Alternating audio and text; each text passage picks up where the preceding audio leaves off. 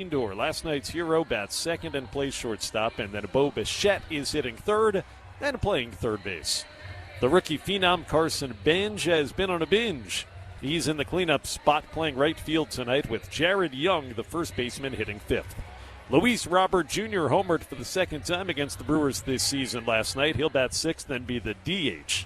Brett Beatty gets the start in left field and bats seventh. Marcus Semien, the veteran second baseman, hitting eighth, and Francisco Alvarez, the catcher.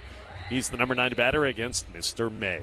Tonight's umpires, presented by Cannon and Dunphy. The crew chief, Vic Carapazza, has home plate. Nick Lentz is over at first, Edwin Moscoso second, and Hunter Wendelstedt third. Cannon and Dunphy, trusted by Wisconsin families since 1985. Just like the umpires keep the game fair, Cannon and Dunphy fights for justice when it matters most. Cannon and Dunphy, Milwaukee's trusted personal injury attorneys. More from Lane after this as we get closer to first pitch at Citi Field in New York. You're listening to the Brewers Radio Network. I'm Dr. Ryan Dodge, and I'm a Wisconsin Dental Association member dentist. I want my patients to know that by going to the dentist regularly, you can help prevent Alzheimer's disease and dementia. What surprises many patients is that with modern technology, dentistry can be faster, painless, and a much more comfortable experience. Choose a Wisconsin Dental Association member for the care your smile deserves. Find a dentist near you at WDA.org. Fall is right around the corner, and we've got something new to celebrate this season. You already know and love our apple flavor. In fact, you love it so much, we're giving it a package all its own. Introducing the new Apple 4-pack, the same crisp apple flavor you can't get enough of. Now in a convenient 4-pack that's perfect for sharing, stocking up, or enjoying all season long. This fall, grab the new Apple 4-pack from Carbless. Go to drinkcarbless.com and find it near you.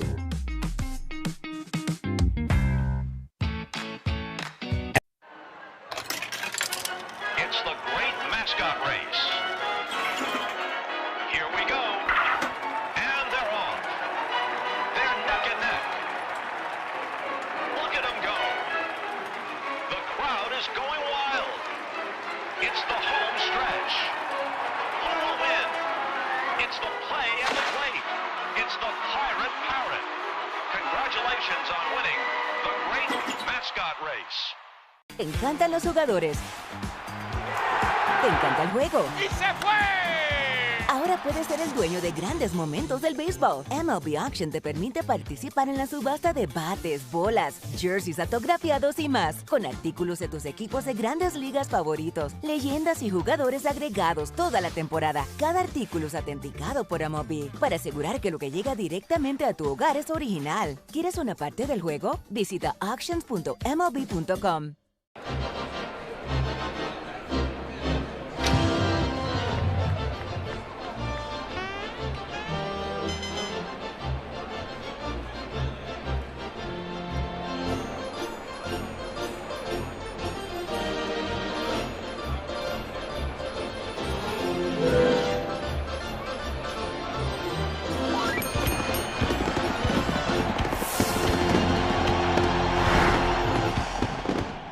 Popped up, long run for McMahon and Wells. Who's going to get it? Wells slides and makes the play. Nice. Oh, what a flip from Walsh to get the force at second base. Swung on and a rocket to right. Leaping catch by Adele. Waldy has got it. Ryan Waldschmidt with another rolling grab in left field. Nice play by Ellie De La Cruz. Tough backhand ranging to his right. Diving stop third by Freeman. Pops up and makes a great throw. What a play by Freeman down at third. Right center field. Bateman coming on, and it makes a sliding catch. The Rockets are right. Coming in. Roden with the dive, and Roden is able to make that play. Fly ball to right field. To the corner goes Fernando. At the wall. He lifts it. Fernando! Yeah! Makes the grab!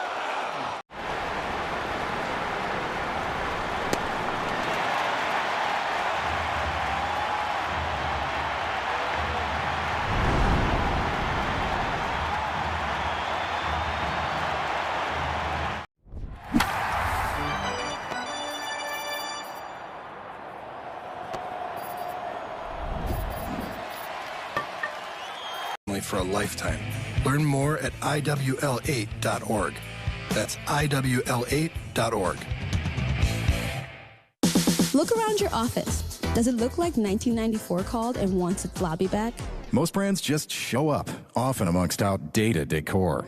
At Captivate Exhibits, ordinary space is the enemy. Beige walls, faded graphics, that motivational poster no one reads. That's not culture, that's camouflage. Captivate designs and builds spaces that don't whisper, they speak. They spark conversations, people lean in. Stop blending in and start captivating today at CaptivateExhibits.com. Get ready, Milwaukee baseball is here. Major League Baseball has been put on notice. On the home of the Brewers, 620 WTMJ. Robert Stock is out on the bump, and he is taking his warm-up tosses for the Metropolitans. Game 2 of the series at Citi Field is coming up on a beautiful Wednesday night. We're wrapping up the On Deck Show, built by Menards, with a drive around the league, brought to you by Construction Business Group. That's Wisconsin operating engineers and trusted contractors building Wisconsin together. The Cubs have already lost a rubber match against the Diamondbacks 2-0 today. It was a 2-hit shutout for the Snakes, started by the all-star left-hander Erod.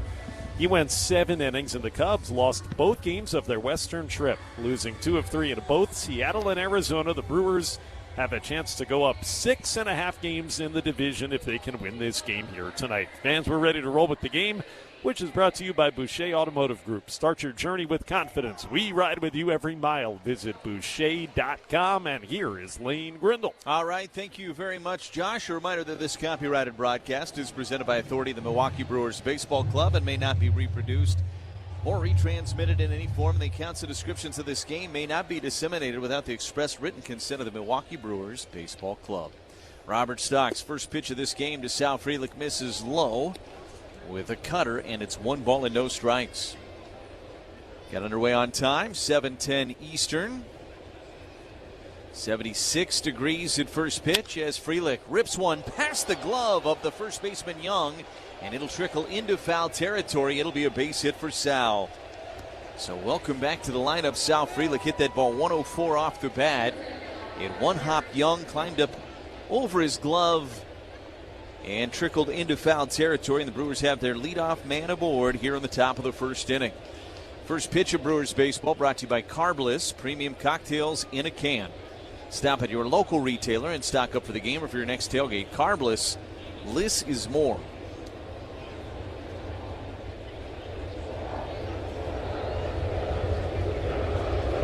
Here's Garrett Mitchell.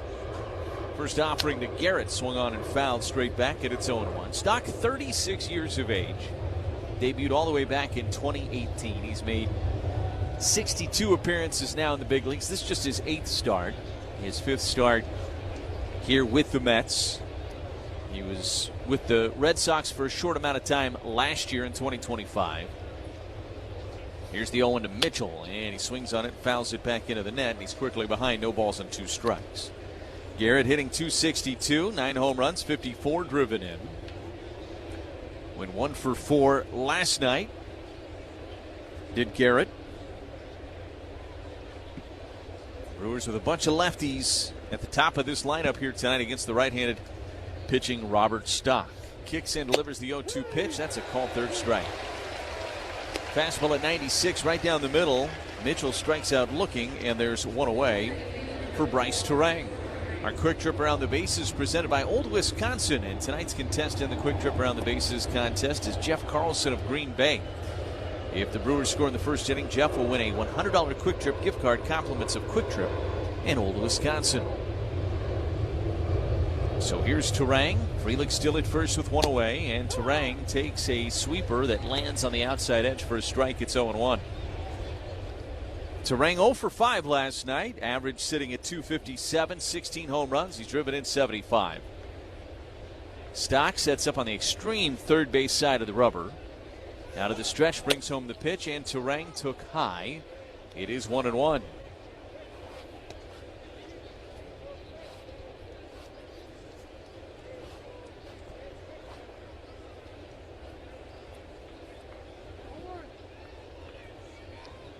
One ball and 1 strike on Terang. Stock looking in. Comes set at the belt. And the pitch. And Terang took outside. It is 2 balls and 1 strike. Nick Lentz, our first base umpire. Edwin Moscoso is at second base. Hunter Wendelstedt's at third. And the crew chief, Vic Carapazza, calls the balls and strikes here tonight at Citi Field in New York. 2 balls and 1 strike on Terang. The pitch. And Terang took inside. It goes to 3-1. Mets wearing the black tops and the white pants tonight with the black hats. Brewers wearing the powder blue tops with the gray pants. Mets took game 1 last night in extra innings. Brewers trying to even up the series here tonight. The 3-1. That's outside, and Terang works the walk. So the Brewers have first and second and 1 away. Good at bat from Bryce. And now Christian Yelich strolling to the plate. He's the cleanup hitter today. Cleanup hitting home damage with Loyal Family, located in Muskego, serving southeastern Wisconsin and across the state. Don't let the out-of-towners handle it. Call locally owned Loyal Family Renovations for free inspection today. Yelich had the RBI double in the 9th inning of last night's game that got the game tied. Brewers were unable to take the lead in the top of that 9th inning. They had second and third and nobody out. First and second here with 1 away. Stock brings home the pitch, and Yelich takes a sweeper that lands on the inside part of the plate for a strike, and it's 0-1. Yelich hitting .234, 9 home runs, 45 driven in on the season for Christian. Stock looks at second. And the 0-1. And a swing and a miss at a sweeper down and in. It goes to 0-2 on Yelich. William Contreras, the red-hot William Contreras, in the on-deck circle for the crew. Mets defensively, Beatty in left, Ewing in center, Benj is in right. Bichette's the third baseman, Lindor is at short. Here's the 0-2 to Yelich, and a line drive down the left field line, but twisting out of play, foul. And we'll do it again at no balls and 2 strikes on Yelich. Simeon's the second baseman. Jared Young at first base. Francisco Alvarez gets the start tonight behind the plate for the Mets. It was Luis Torrens last night behind the plate. It'll be Alvarez here tonight. That was a fastball on the outside edge at 96. Yelich trying to go with that pitch. Couldn't keep it fair. Count remains no balls and 2 strikes on Yelich. Stock kicks and delivers, and it's a chopper up the first baseline. Off the mound is Stock to field it, flips to first where Young is there. And Yelich is retired, but both runners move up 90 feet, so the Brewers with a pair of runners in scoring position, and 2 outs now for Contreras.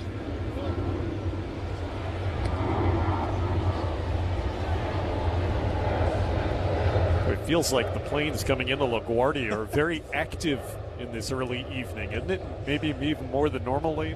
I mean, it is one of the things you kind of get used to here at this ballpark. You feel like you're back at Goodyear Ballpark in spring training, where you have the planes buzzing the tower at times, or Surprise. You have Mountain Surprise a lot too. The first pitch rather to Contreras is down and away, 1 ball and no strikes. But you get it here as they come into LaGuardia here in New York, and they make their presence felt, that's for sure. It's rush hour right now at LaGuardia. There's a traffic jam in the air. 1 ball and no strikes on Contreras. Frelick's at third. Terang is at second. The pitch. And William took a strike with a cutter on the outside edge. It's 1-1.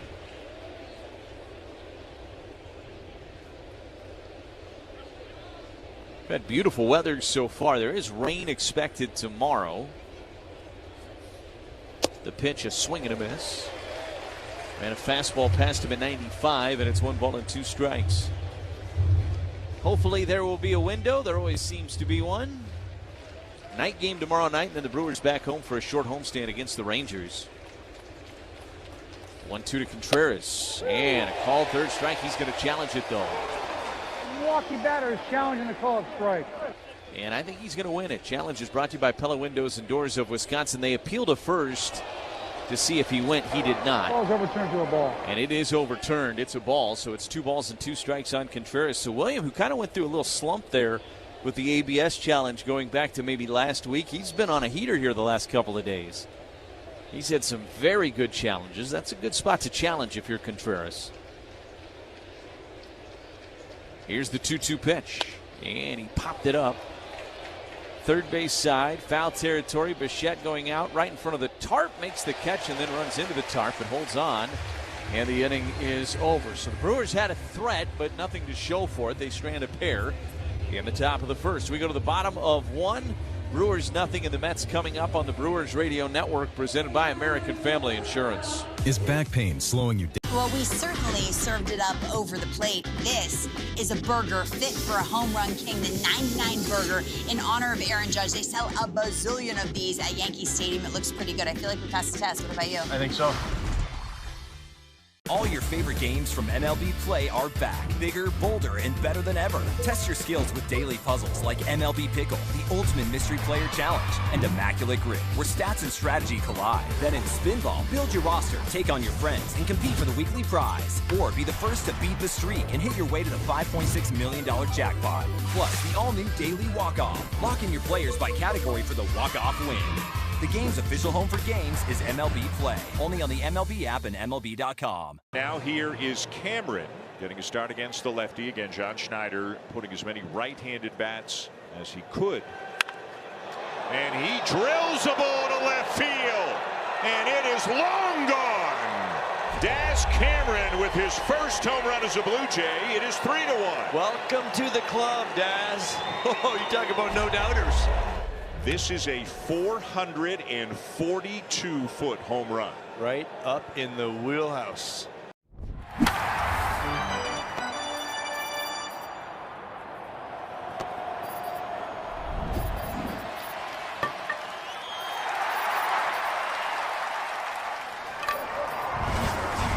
To you by Lakeland University, proudly serving students across Wisconsin for over 160 years. Lakeland University, experience it your way. We go to the bottom of the first inning. Brewers and Mets, no score. And Dustin May's out there for his 25th start of the 2026 campaign. This will be his fourth start as a Brewer for Dustin. And it'll be A.J. Ewing to lead things off for New York. Brewers stranded a pair in the top of the first inning. Ewing, who hit out of the 9 spot last night against the lefty Harrison, hits at the top of the order here tonight against the righty May. Ewing, of course, a left-handed hitter. And May's first offering to him is lined off of May. It deflects over to Hamilton, who fields and throws to first in time. And there's one away, but May is bent over in a little bit of pain.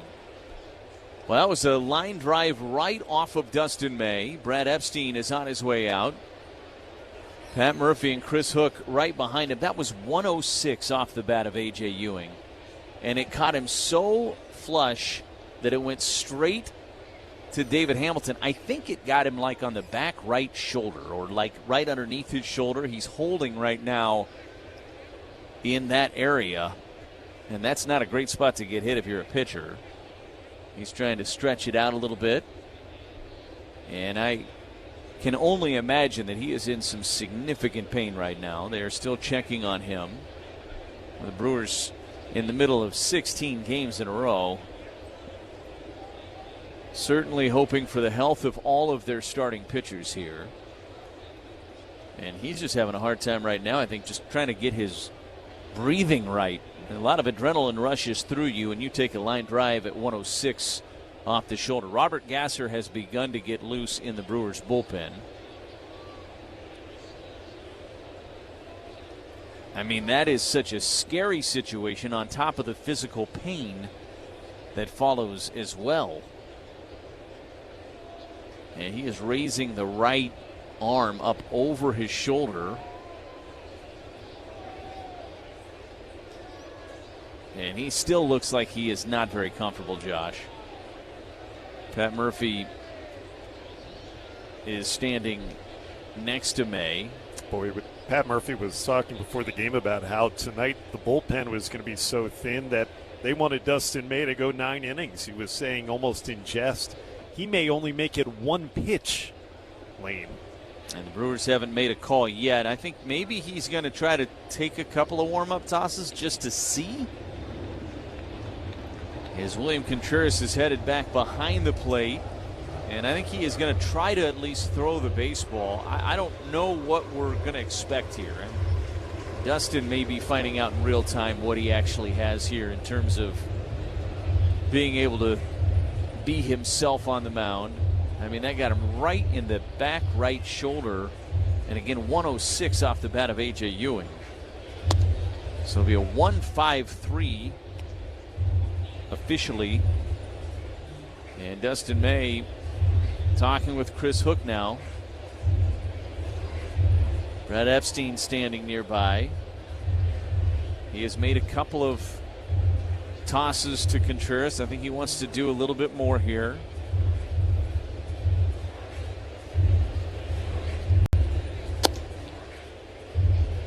One more back to Contreras.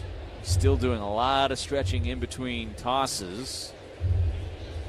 Chris Hook, it kind of looks like right now Chris Hook's not convinced yet. There's more he wants to see.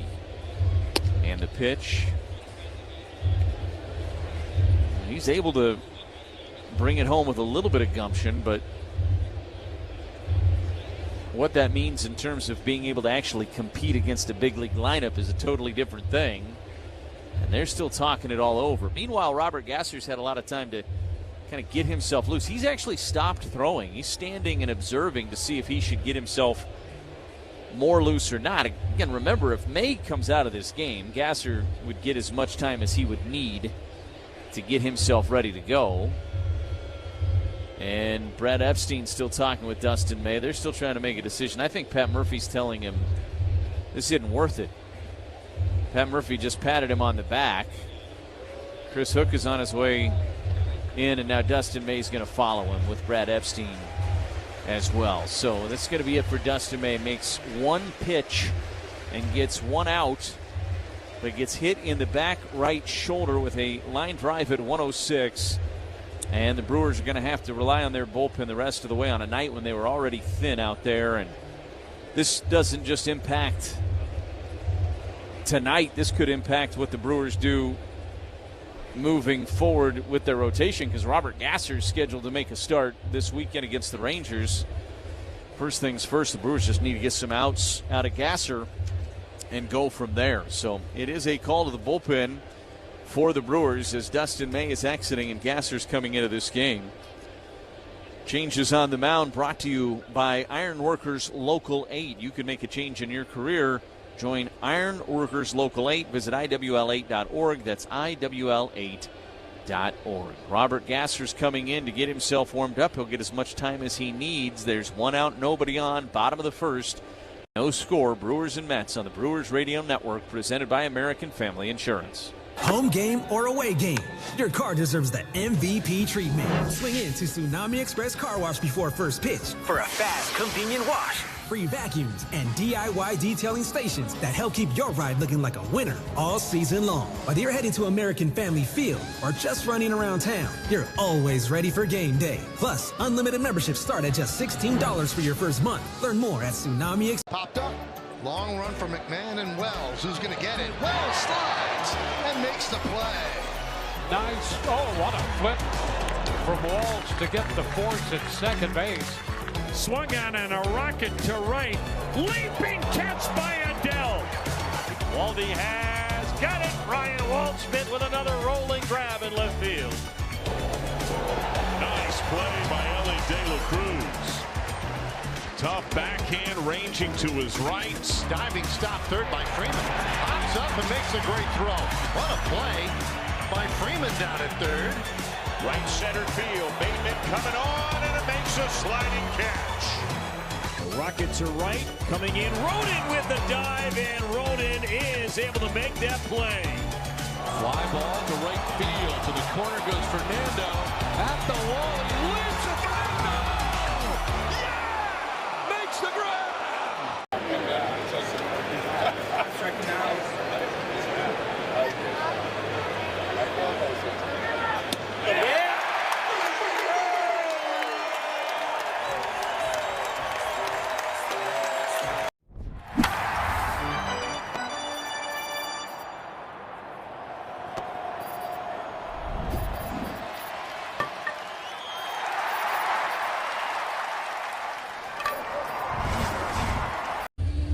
get himself ready to go on the mound.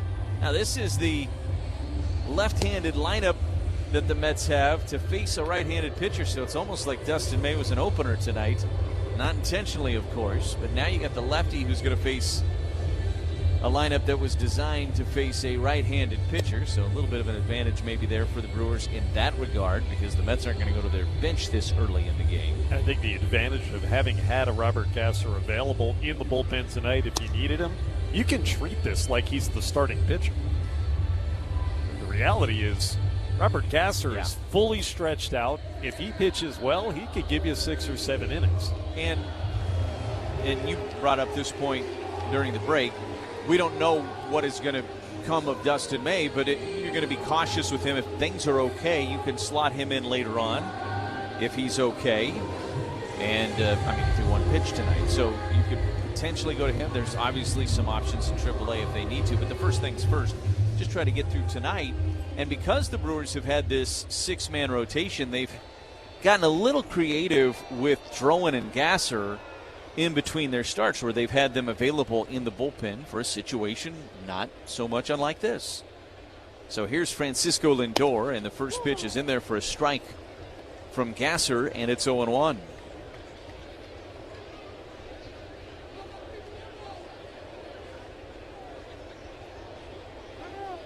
And now time is called by Lindor. Hits from the right side now against Gasser. So there's one out here in the bottom of the first. A.J. Ewing with what goes into the scorebook as a 1-5-3 ground out, even though it was a line drive off the back of the pitcher, Dustin May. The 0-1 is a fly ball into shallow left. Racing in is Frelick out there to make the catch. And there's 2 away. That'll get Bo Bichette to the plate. Brewers baseball being brought to you by Miller Lite, the original light beer with great taste and only 96 calories. It's Miller time. Brewers defensively, Frelick is in left. This is the first start in left since 2024 for Sal. Mitchell in center, Lara's in right, Hamilton the third baseman, Cooper Pratt at short. Terang the second baseman, Vaughn is at first, Contreras does the catching. First offering to Bo Bichette is in there for a strike, and it's 0-1.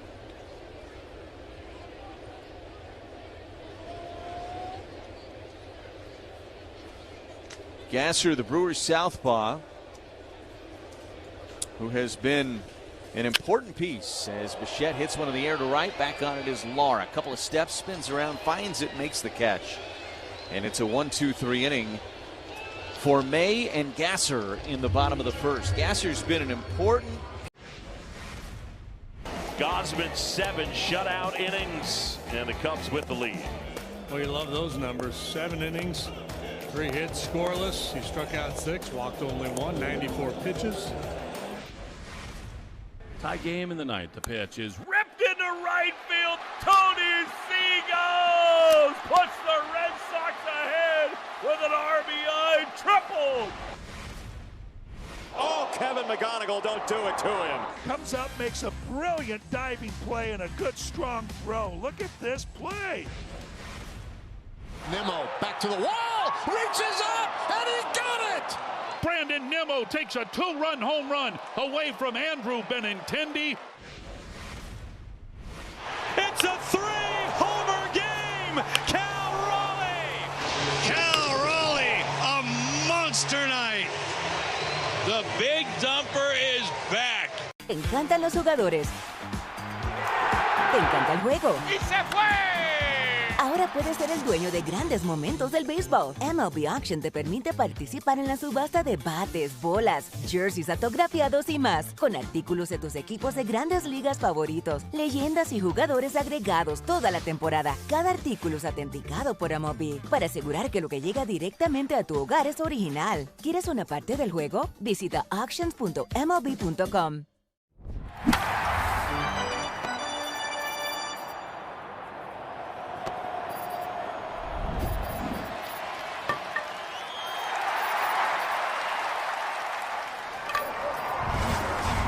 Radio Network, the sound of baseball. Statewide. It is up, it is good! This is the Brewers Radio Network. No score as we go to the second inning here at Citi Field in New York. Luis Lara to lead things off for the Brewers against Robert Stock. And misses upstairs. It's 1 ball and no strikes. Lara 1 for 4 with an RBI in last night's game. Hitting .259 on the season with a home run and 17 driven in. Here's the 1-0 from Stock. And it's a liner into left and down for a base hit for Luis Lara. Kid just continues to hit. Gets it done from the left side here against the righty Stock. And the Brewers, for the second consecutive inning, have their leadoff man aboard. Remember, they had a leadoff single from Frelick in the top of the first inning. So Lara is on in front of Vaughn, who hits out of the 7th spot against the right-handed throwing Stock. No Jake Bauers today. He is battling shin splints. That was made public before the game today. Stock's first offering to Vaughn missed away, and it's 1 ball and no strikes. And that is one of those things that you just kind of have to manage moving forward, try to give him some days here and there. He has played through a lot over the course of this season, Jake Bauers. 1-0 pitch. In there with a strike on a cutter. It's 1-1. Has the toe issue, had the abdomen issue, and now dealing with shin splints. And so Vaughn maybe will see a little bit more action against some of these right-handers than he previously would have. The 1-1. Up and in. That was tight with a fastball at 94, and it's 2 balls and 1 strike. Have you ever had shin splints? You were a runner. Yes, very many times. Yeah. They're not fun. In fact, I was asked about that today in the clubhouse because they know I run, and said, here's a toss to first. Lara back in time. Somebody asked me, you ever had shin splints before? And I said, I'm having an issue in my left leg right now. Shin splints, actually. Oh. And they're not fun. No. 2 balls and 1 strike on Andrew Vaughn. There goes the runner. The pitch is a ground ball. It hits the mound and then skips over the glove of Simeon and into center field. And Lara's going to never stop running. He's on his way to third, and the Brewers have him on the corners. Well, Lara was moving with the pitch. That ball was hit back up the middle, but if it doesn't hit the mound, I think Simeon probably fields it, steps on the bag, and might have had a double play out of it. Instead, it ends up in center field, and the Brewers have him on the corners. Now the Brewers could use some good fortune to go their way.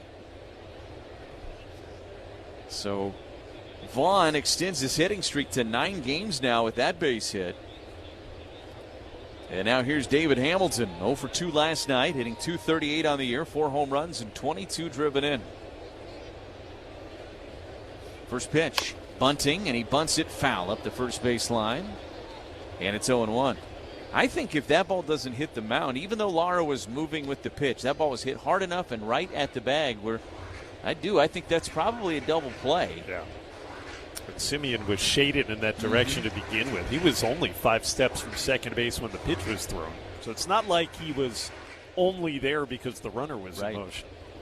I think the Brewers certainly caught a break. And they won't complain about it. No balls and 1 strike on Hamilton. Here's the pitch, and Hamilton took inside. 1 ball and 1 strike. Clean ride is always a win. Stop by Tsunami Express Car Wash before or after the tailgate to keep your car fresh. Tsunami Express Car Wash, the official car wash of the Milwaukee Brewers. 1-1 on Hamilton. Stock's pitch. Ooh, caught the outside edge. Hamilton wasn't so sure. Cutter just leaked back over the very outside edge, and it was a strike. It was a good call from Vic Carapasa. 1-2 the count here on Hamilton. Hamilton, of course, was robbed last night in the top of the 9th. And lines one into left here. That is down. Lara will trot home. It is an RBI single for Hamilton, not to be denied here in the top of the second inning, and the Brewers take a 1-0 lead. Vaughn stops at second, and the first 3 have collected hits against Stock here in this top of the second inning. And here's Cooper Pratt. Good approach from David Hamilton. It was a fastball down and away at 95. He went with that pitch and just poked it into left. And now let's see how the Brewers play it. They asked Cooper Pratt to put down a bunt in a very similar situation last night, and he wasn't able to get it down. That was in the 3rd inning of last night's game. Boy, if you know Pat Murphy and you're a betting man, you're betting he's bunting here, right? Here's the pitch, not bunting. Oh. And took up and in, 1 ball and no strikes. Bichette playing up on the grass at third, anticipating a bunt. Young playing even with the bag, maybe even a step in front of it over at first base. 1 ball and no strikes to Cooper Pratt. Here's the pitch, and Cooper took a strike. It's 1-1. So the Brewers with 1 in here in the top of the 2nd inning, but a chance for a lot more. Opportunity for maybe one of those coveted crooked numbers for the Brewers. With still nobody out here against Stock, who has not worked deep into games since he joined the Mets rotation. The 1-1. Swing and a miss out in front of a sweeper. And it's 1-2 on Cooper. Sal Frelick in the on-deck circle for Milwaukee. 1 ball and 2 strikes on Pratt. Stock brings home the pitch, and it's a chopper up the third baseline. It's going to be a tough play. Barehanded by Bichette. Throws to first late. One hopped it over there. Pratt hustling out of the box, of course. Was through the bag by the time the ball got there, and the Brewers have them loaded with nobody out, and it's 4 straight hits to start up this 2nd inning for the Crew.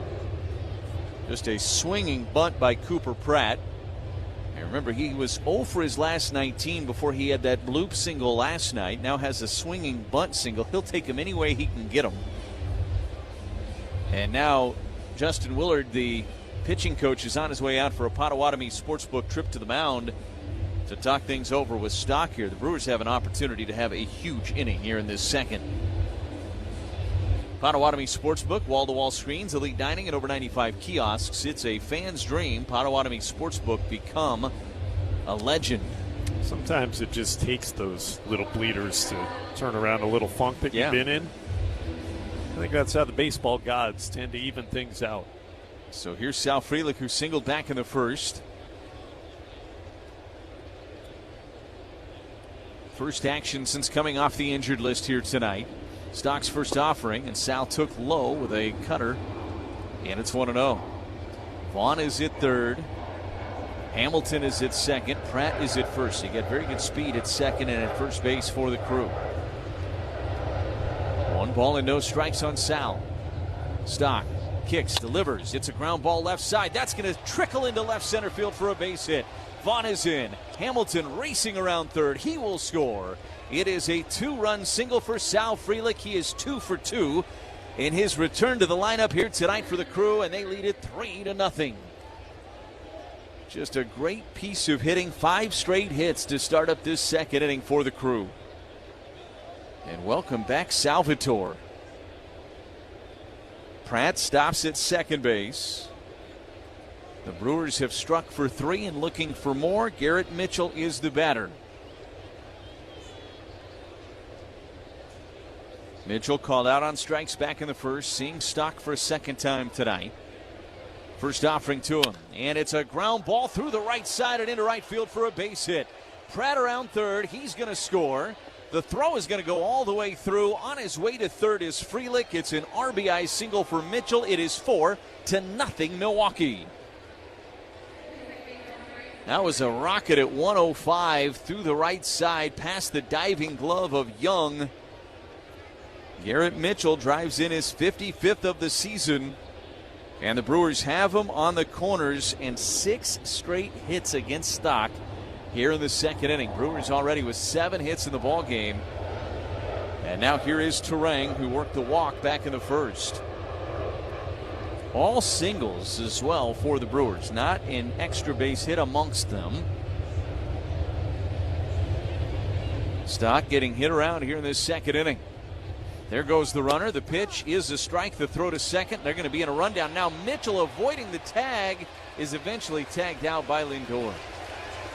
He tried to stop, get into a rundown, And then Lindor able to stay with him as Mitchell tried to kind of swim around him on his way to the bag. Sal Frelick never broke for home. I think he might have missed a sign there. Sal looked a little disappointed in himself. He never broke for home.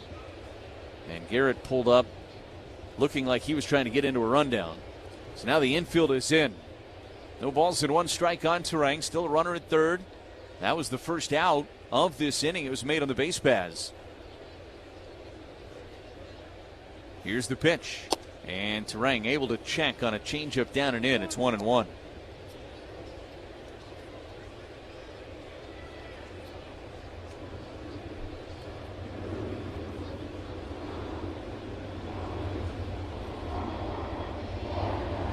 Terang a walk back in the first inning. 0 for 5 last night. The pitch. And Bryce fouls it out of play third base side. It's 1 ball and 2 strikes.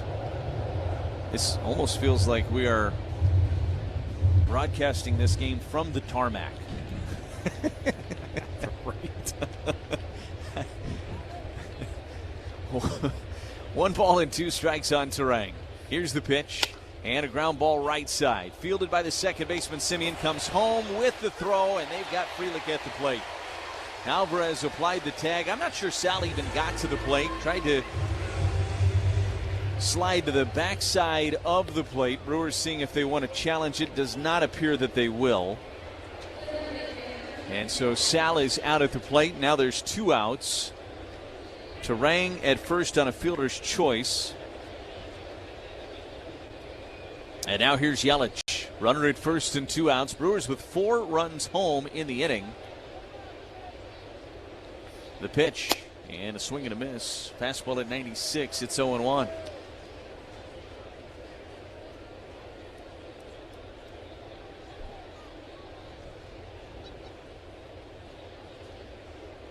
Yelly with a ground out back in the first inning. The pitch. And he takes a strike at the letters. Fastball at 97. And it's 0-2 on Christian.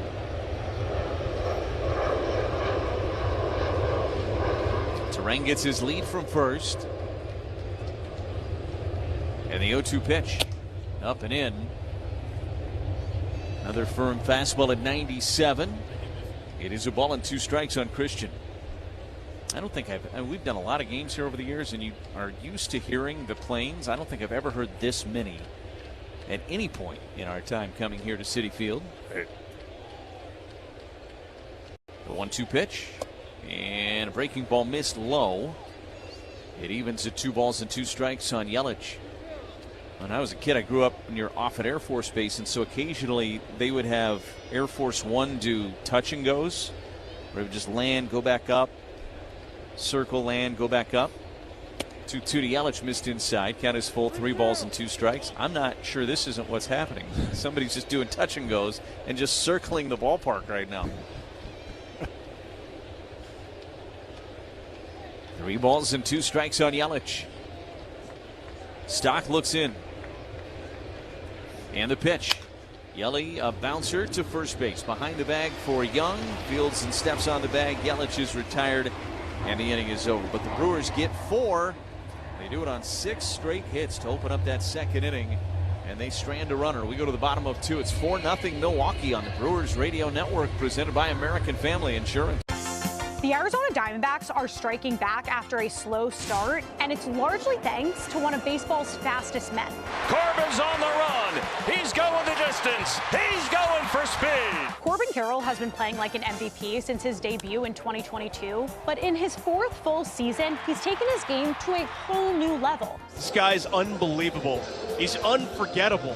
On Sunday, Carroll put together one of the best games of his career, going 4 for 4 with 2 triples and a 9-1 D-backs win. That put Carroll at 8 triples for the season, twice as many as any other player, and 51 for his career. He's the reason why you come to the ballpark. Watch him hit and watch him run. He became the 2nd fastest player of all time to reach 80 homers and 50 triples. Only Hall of Famer Lou Gehrig did it faster. Carroll's on pace to lead the majors in triples for the 3rd straight season, and he's only 1 triple away from tying the Diamondbacks club record of 52.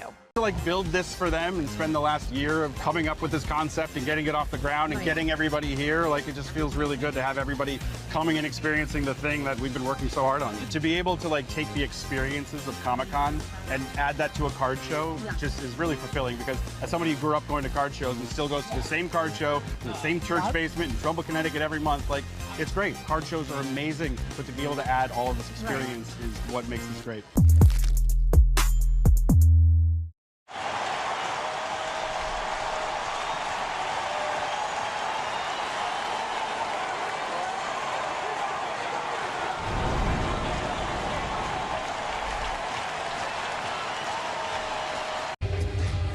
We go to the bottom of the second inning. Robert Gasser back out there after he finished off that bottom of the first inning. Dustin May, remember, got the start here tonight for the Crew and then was lifted after one pitch. He was hit with a comebacker. So Gasser came on and got Lindor and Bichette. Now Carson Benj to lead things off for the Mets against Gasser. First pitch is in there for a strike, and it's 0-1. Benj, Young, and Robert Jr., the Brewers with a 4-0 lead. They put 4 across in the top of the second inning against Robert Stock. Pitch is in there for a strike, and it's 0-2. So dueling Roberts on the mound now in this game. Gasser and Stock.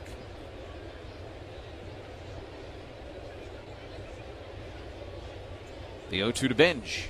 Swing and a miss. He struck him out. Climbed the ladder with a fastball at 94. First ortho ASAP strikeout of the night for Gasser. And there's one away for Jared Young. August and September mean crunch time for pennant races. Also means you got 2 months of great grilling before summer fades into fall. Don't miss a single day of grilling. Enjoy brats, franks, Polish, Italians, whatever your favorites might be with Usingers. Pitch is a strike, and it's 0-1 on Young. You're going to enjoy every single bite.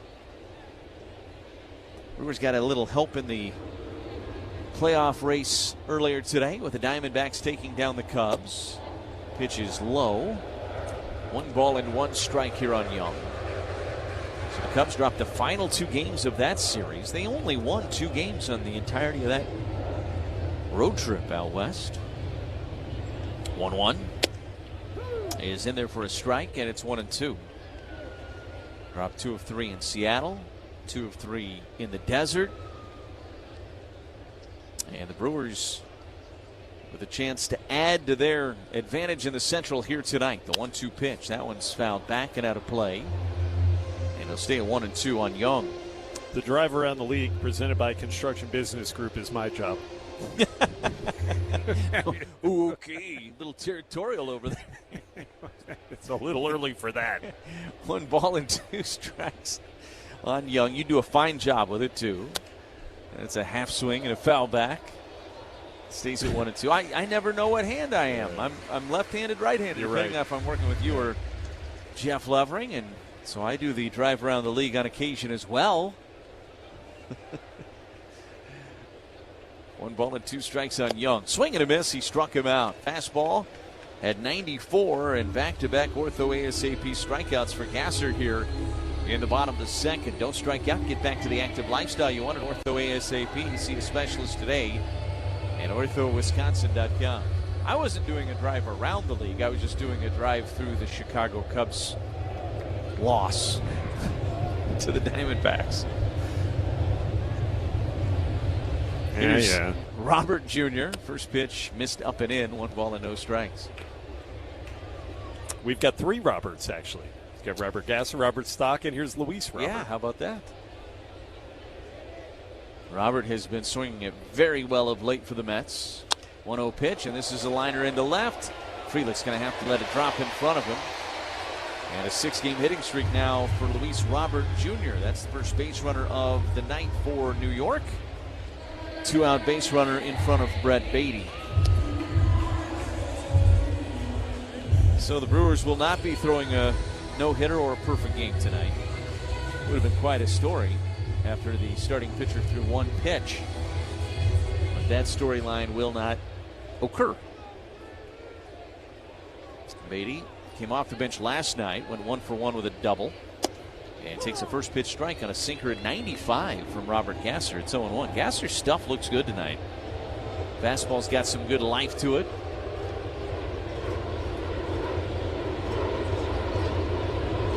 Gasser looks at first. Kicks and delivers the pitch. Missed outside with a sinker at 95. And it's even out, 1 ball and 1 strike. They have pictures on the video board here at Citi Field for every one of the hitters when they come to the plate tonight. As Gasser looks at first, brings home the 1-1 pitch, and this is a little flare in the left. That's going to get down for a hit.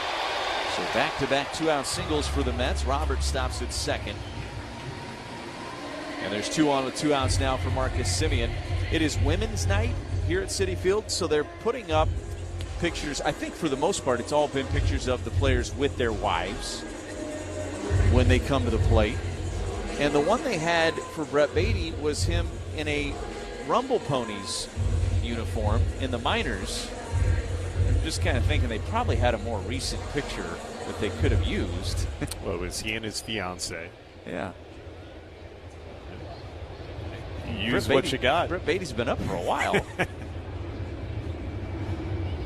First pitch to Semien, misses down and away, 1 ball and no strikes. It's not like he made his debut last week. But kind of a cool touch. 1 ball and no strikes on Semien. Gasser brings home the pitch and a fly ball to left. Back on it is Frelick, still back onto the warning track with a play, reaches up and makes the catch. And the inning is over. No runs, 2 hits, no errors, 2 left for the Mets.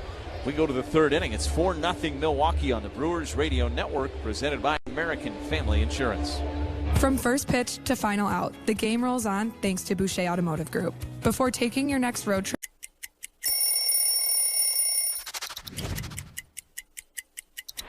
All right, so here's the Mets home jersey.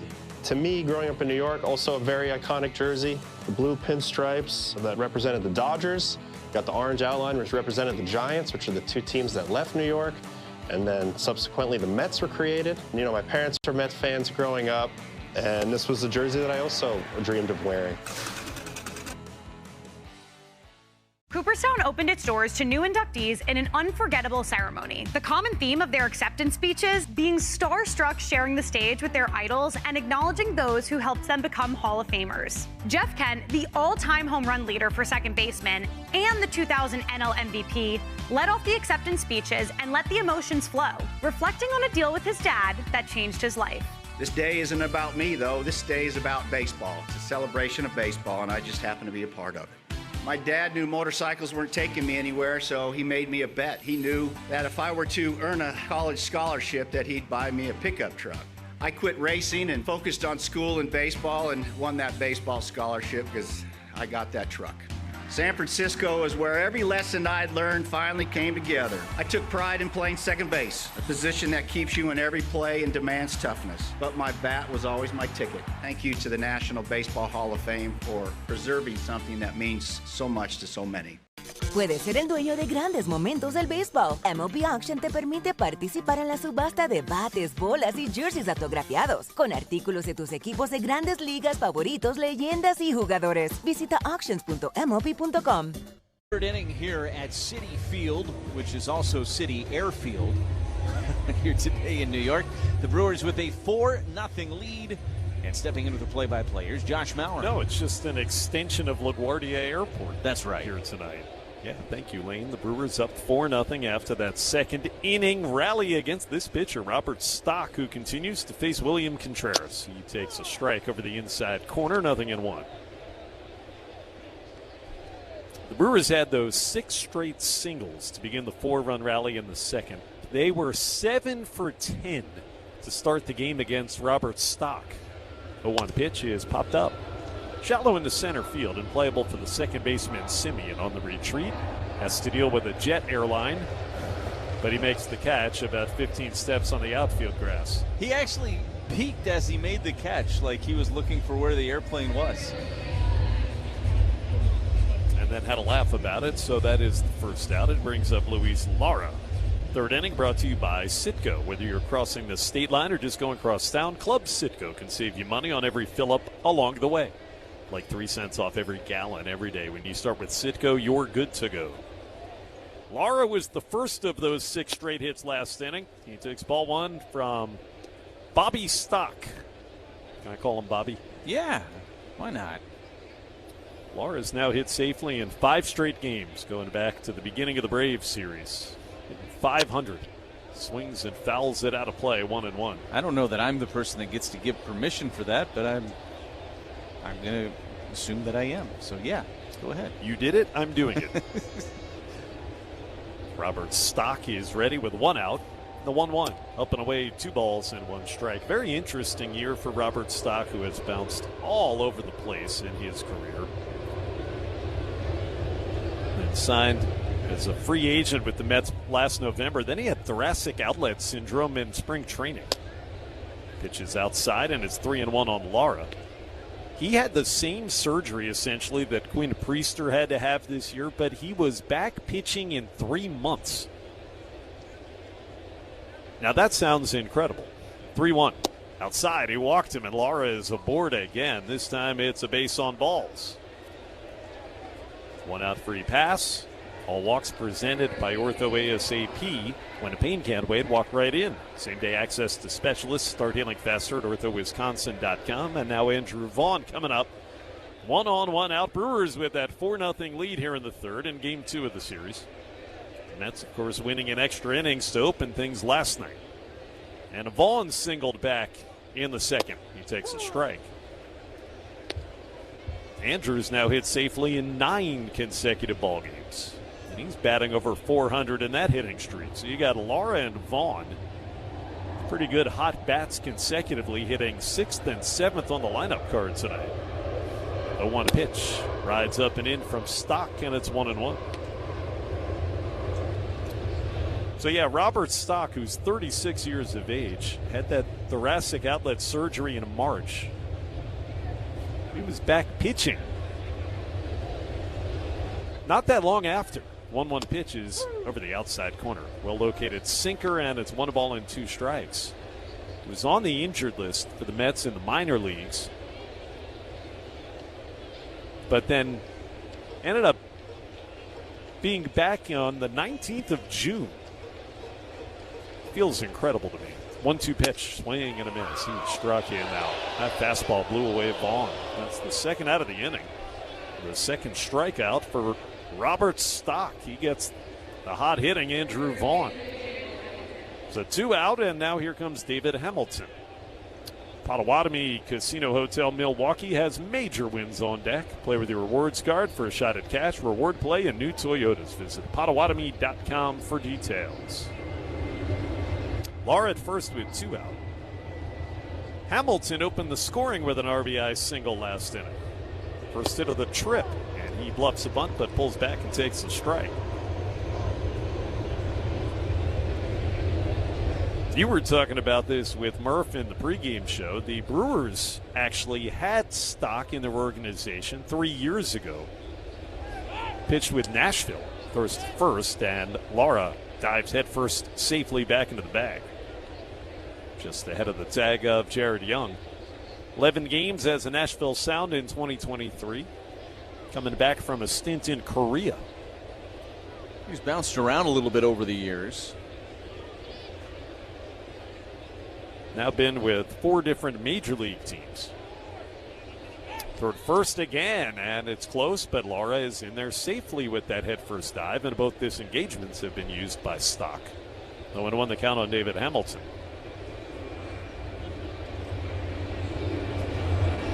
This is his 5th straight turn in the rotation after they selected him from AAA. 4-0 Brewers. There goes Lara. The pitch is called strike. Throw to second. Not nearly in time. Lara had that big jump. It was a wide throw from Alvarez. Wouldn't have mattered anyway. And so Lara gets into scoring position, but Hamilton takes strike 2. He's behind a couple of strikes. Brewers' first stolen base in 5 games. He hadn't even attempted one the previous 4, and then remember, Mitchell got caught stealing last inning. First time we get to tell you since the Mariners series, it was presented by Delta Dental. Runner in scoring position, 0-2 pitch is chopped foul up the first baseline. For your fellow fanatics, your personal cheerleaders, and #1 fans, for all the reasons you smile, get covered with dental and vision insurance from Delta Dental of Wisconsin and Delta Vision.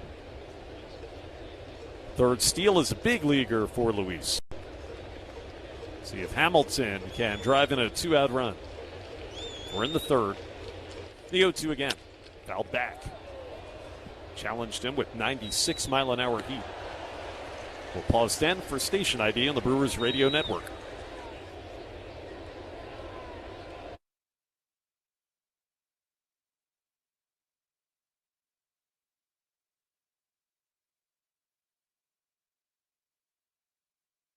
O2 again, lined in the left. In comes Brett Beatty with a play. Reaches forward and makes the catch. It was hard hit to the opposite field by David Hamilton, but they were playing him shallow there with Beatty, a converted infielder, and he caught it.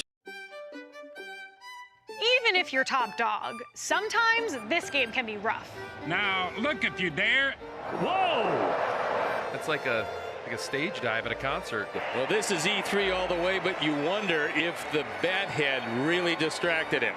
Now that's what you call really struggling. Down to Simeon, and Simeon can't make the catch. Quit stepping on me. I'm just trying to do my job. No. Oh, hey! No, what hey. are we doing? Pure pandemonium. But other times, baseball can throw you a bone. Bouncing ball up the middle, diving stop, Massey, a flip, in and out! Walker to the track, to the wall, he got it! Mangum hauls it in. Simply says that. Long run, Meckler, he dives, he caught it! Merrill sprinting back, jumps and makes a catch. Dell flies it to right, Thomas moving back, still going, leaping, try! Oh, he caught it! Oh my goodness, he caught it! How about that?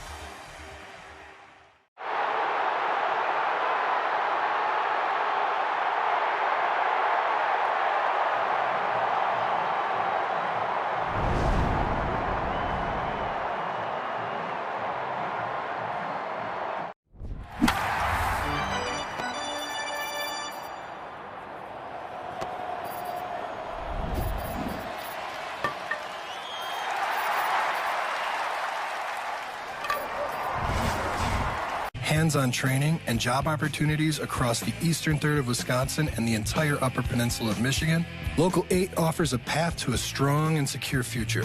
And when you join Local 8, you become part of a brotherhood that cares about our members, their families, and the communities we serve. Visit IWL8.org. That's IWL8.org. Tri-City is proud to sponsor the third inning. At our hometown bank, you're on the team that's winning. Tri-City, your hometown bank. Pressed into emergency, essentially starting duty tonight. Robert Gasser has been good. He's gotten 5 outs and not given up a run. We go to the bottom of the third. It'll be 9-1-2 for the Mets coming up against the left-hander. It is 4-0 Brewers. Francisco Alvarez, the catcher up there. He takes a strike right through there with a sinker. Alvarez at .235 this season with 13 home runs. He's driven in 30. Got some power out of the right side. Gasser kicks in the 0-1. Swing and a miss. Fastball kept out away from him, and he couldn't touch it, so it's 0-2. You got A.J. Ewing and then Francisco Lindor scheduled to follow. Wind up 0-2. Swing and a miss. Another elevated heater, and he got him on 3 pitches. That was a good morning, good afternoon, good night there for Bobby Petrel. And he's got 3 strikeouts out of the 6 outs that he's recorded, all presented by Ortho ASAP. When a pain can't wait, don't strike out. Get back to the active lifestyle you want. See a specialist today at orthowisconsin.com. Josh, he's faced 8 batters and thrown 23 pitches. He's been pretty efficient. He'll face Ewing for the first time. This is the batter who knocked Dustin May out of the game on his first pitch when he lined 106 miles an hour off him. He swings with the first pitch here, lines it back through the middle and into center for a single. Turned in by Mitchell. Ewing is up there aggressive tonight. At least that one didn't hit the pitcher. just kind of a wild sequence of events at the beginning for the Brewers, with Dustin May trying to come back from that rough start against the Mariners last week. And after one pitch, I told you that Ewing scalded the baseball and it hit him kind of on the back of the, just beneath the shoulder area, and had to come out of the ballgame. Francisco Lindor is the first man that Gasser faced. And he takes up an away ball one. 1 on, 1 out. 4-0 Brewers in the bottom of the third. And Gasser got Francisco to fly to left upon entering this ballgame.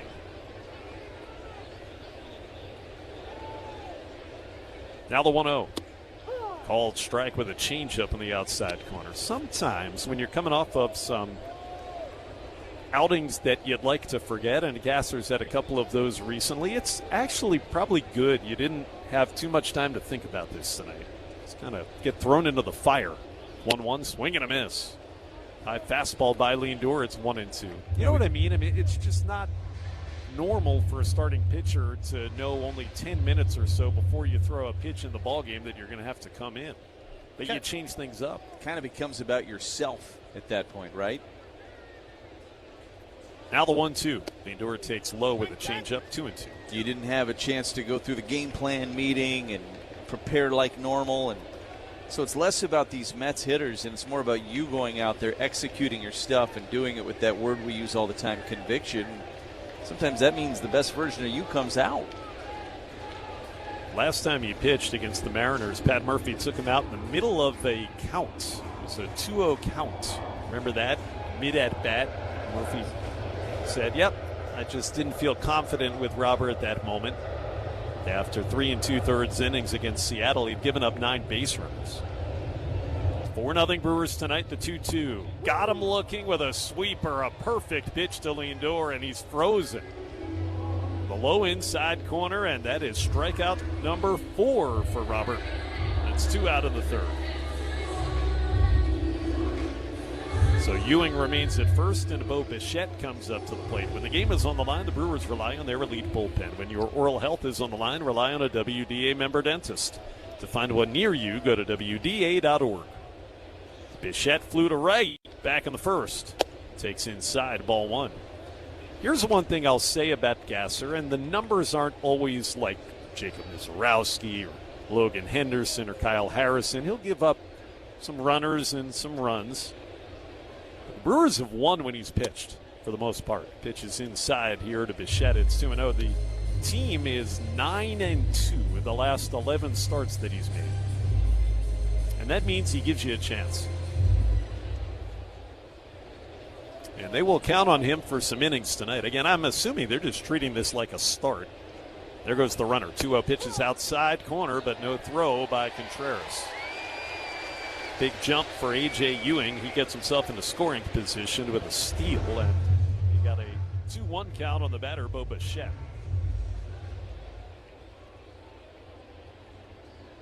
Ewing has stolen 3 bases against the Brewers this season.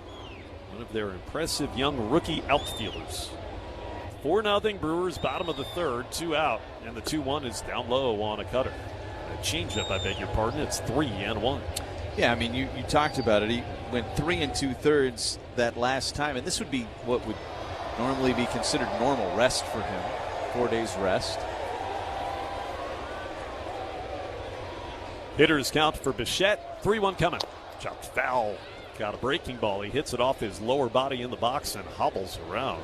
Got him somewhere around the ankle or the shin or the foot. And Bo is bothered by it. So it's 3-2. We've got a squirrel on the field. As he's hobbling, the squirrel is going to come almost meet Bo Bichette right outside the batter's box. And that is the reason for the ruckus you hear in the background of our voices. That squirrel doesn't know where to go. He'd been on top of the net behind home plate for the entirety of this game up until this point. Now he is just running aimlessly along the warning track, trying to figure out where he's supposed to go next. He's by the Brewers dugout, third base side. Somebody help me. Rebel without a cause. Back to work we go. 3-2 pitch outside. Runner goes. No throw. It's a walk to Bichette and another stolen base for A.J. Ewing as he had a big jump on Gasser. He stole 2 bases during that plate appearance by Bichette. Now they're on the corners with 2 out for the red-hot rookie Carson Bench. Squirrel is still scampering along that warning track right in front of the Brewers' third base dugout. He's having a stare down with the Brewers dugout right now. So the Mets trailing 4-0, chance to get right back in the game. Here's Benj taking up and in from Robert Gasser on a fastball. Spins back out of the way from ball 1. That walk there to Bichette was the first one that Robert has issued. It was part of the challenge that Pat Murphy gave to Robert after that Mariners outing was limit the free bases. And he has thus far tonight. 1-0. Inside corner. Good one to Benj. Lefty on lefty, it's 1-1. In that game Thursday, he had walked 4 and hit a batter. Runners lead from the corners. The 1-1 coming. Benj takes inside on a sweeper, and it's 2-1.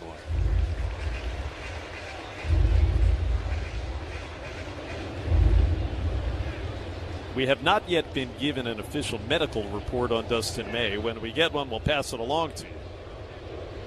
Here it comes, 2-1. Benj pops it up into shallow left. Long run in for Frelick, but he is there near the foul line. Sal makes the catch.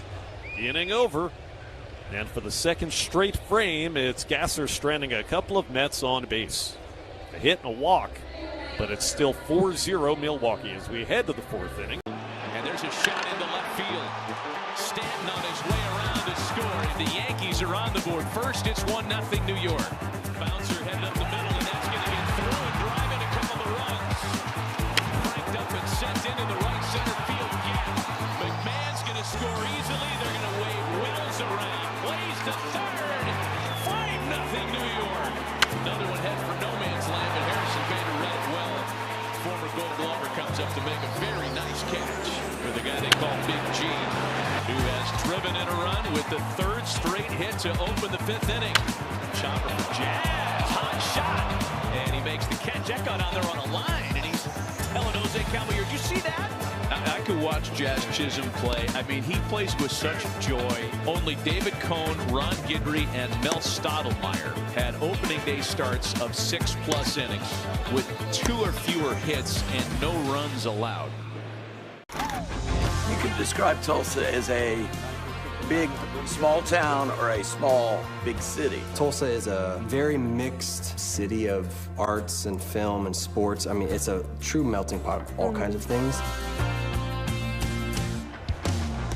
Professional baseball in Tulsa, it's actually older than the state of Oklahoma. It's nice to play in front of, fans that you see on a daily basis.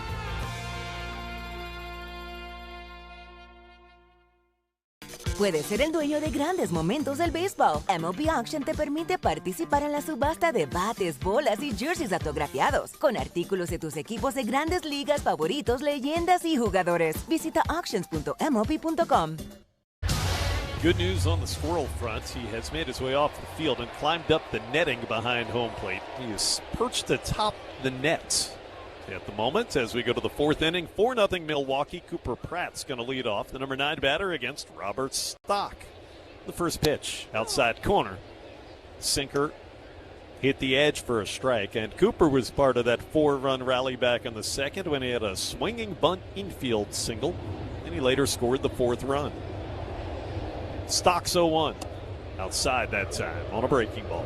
Carbless, proud partner of the Brewers, premium ready-to-drink cocktails. 0 carbs, 0 sugar, 0 gluten. Find it at the ballpark or your local retailer. Carbless, less is more. Stock with a 1-1. Outside. Cut fastball. It's 2-1 on Pratt. You've got Sal Frelick, who's occupying the leadoff spot on the lineup card tonight, on deck. Then it'll be Garrett Mitchell in the visiting 4th. Now the 2-1. Pratt takes outside. Cutter, it's 3-1. Brewers have at least 1 hit in every inning. They've got a total of 7, beg your pardon. Now the pitch. inside corner, and it's 3-2.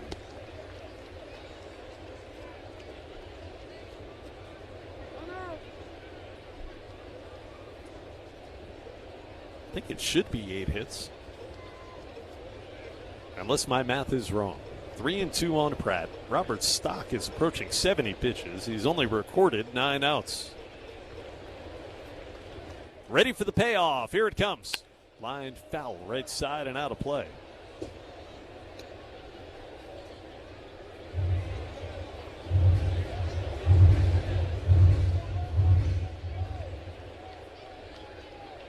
It is 7 hits. I wrote down Luis Lara having a hit when he walked. 3-2 coming.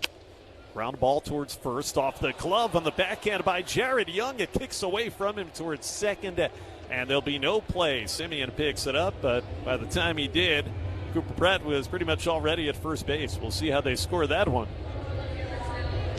Cooper Pratt is aboard again, and each time he's only hit the ball on the infield. That one, inside-out swing. The first baseman, Young, was well off the bag. He was almost halfway to second base where that hit him in an awkward way, and they're going to score it, an infield hit again for Pratt. So there's base hit number 8. Nobody out, and Sal Frelick to the plate. 2 for 2 in his return to the lineup. And he bunts and he pops it up right to the pitcher. Popped up bunt like a balloon fluttering into the glove of Robert Stock, who comes in off the mound and catches it. And that'll be frustrating for Sal. It's the first time he's been retired tonight, and that's the first out of the inning. I don't know that this is a guy you want to be bunting against right now because you're having so much success swinging away. That brings up Garrett Mitchell. Runner on at first with 1 out. And a throw to first to check on Pratt, who is in safely. So the hits are now 8-3. Mitchell had an RBI single that capped the 4-run rally in the second. He was then caught stealing, and he'll take a strike at the knees. 0-1 the count. Time to get you a safe driving tip from Schneider and their professional truck drivers. Save the tailgating for the parking lot before the game. On the road, keep a safe following distance to avoid accidents, they tell you. There goes the runner. The pitch is swung on and missed, and the throw to second base bounced but late from Alvarez. It's a steal for Cooper Pratt. Now the Brewers have swiped second base in consecutive innings. That was a high fastball, foul tipped into the mid of Alvarez by Mitchell, so it's 0-2, and the throw bounced in there, and Pratt just beat the tag. Cooper's been great in that department since coming up to the major leagues. 1 out, the 0-2. Mitchell pokes it into center field for a base hit on a hop in front of Ewing. They're going to hold up Cooper Pratt at third base. Ewing was on that ball quickly, and it's a single on a 2-strike pitch to Garrett Mitchell. He's got his second hit of the game, and the Brewers have him on the corners with 1 away.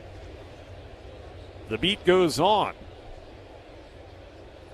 Nice piece of hitting on a sweeping breaking ball that was on the outer half of the plate. Garrett just kind of served it into center field.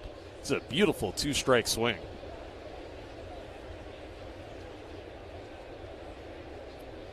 So the Brewers now with 9 hits, and they've walked twice. 11 base runners, and only 10 outs have been recorded by Stock.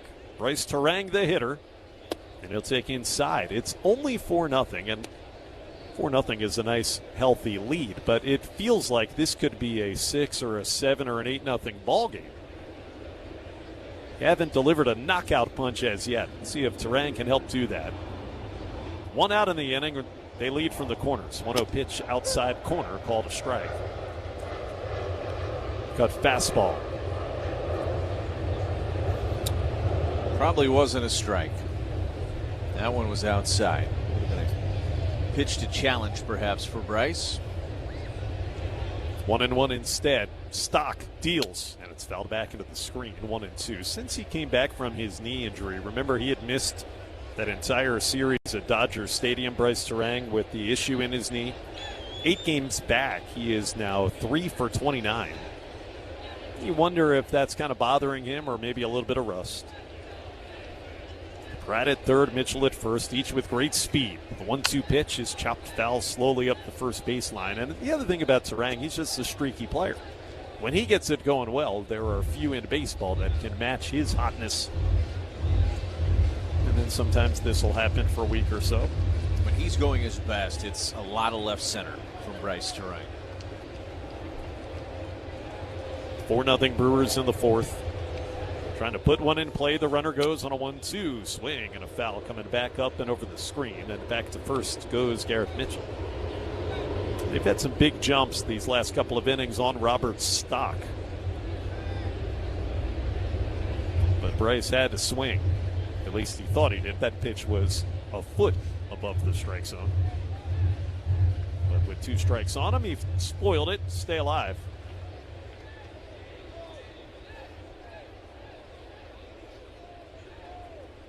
Infield halfway up. 1-2 pitch. Drilled into right. This is deep, way up, way back. Benj watching it sail goodbye on a bomb by Bryce Turang. A 3-run blast. And a huge one for the Brewers to break this game open in the 4th inning. There's the Bryce Turang power swing. It is 7-0 Milwaukee. Oh, and when he gets them, they are majestic and beautiful to watch.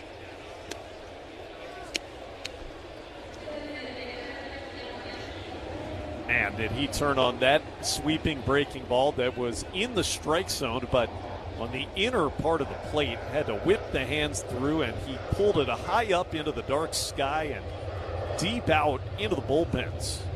First home run in the month of August for Bryce.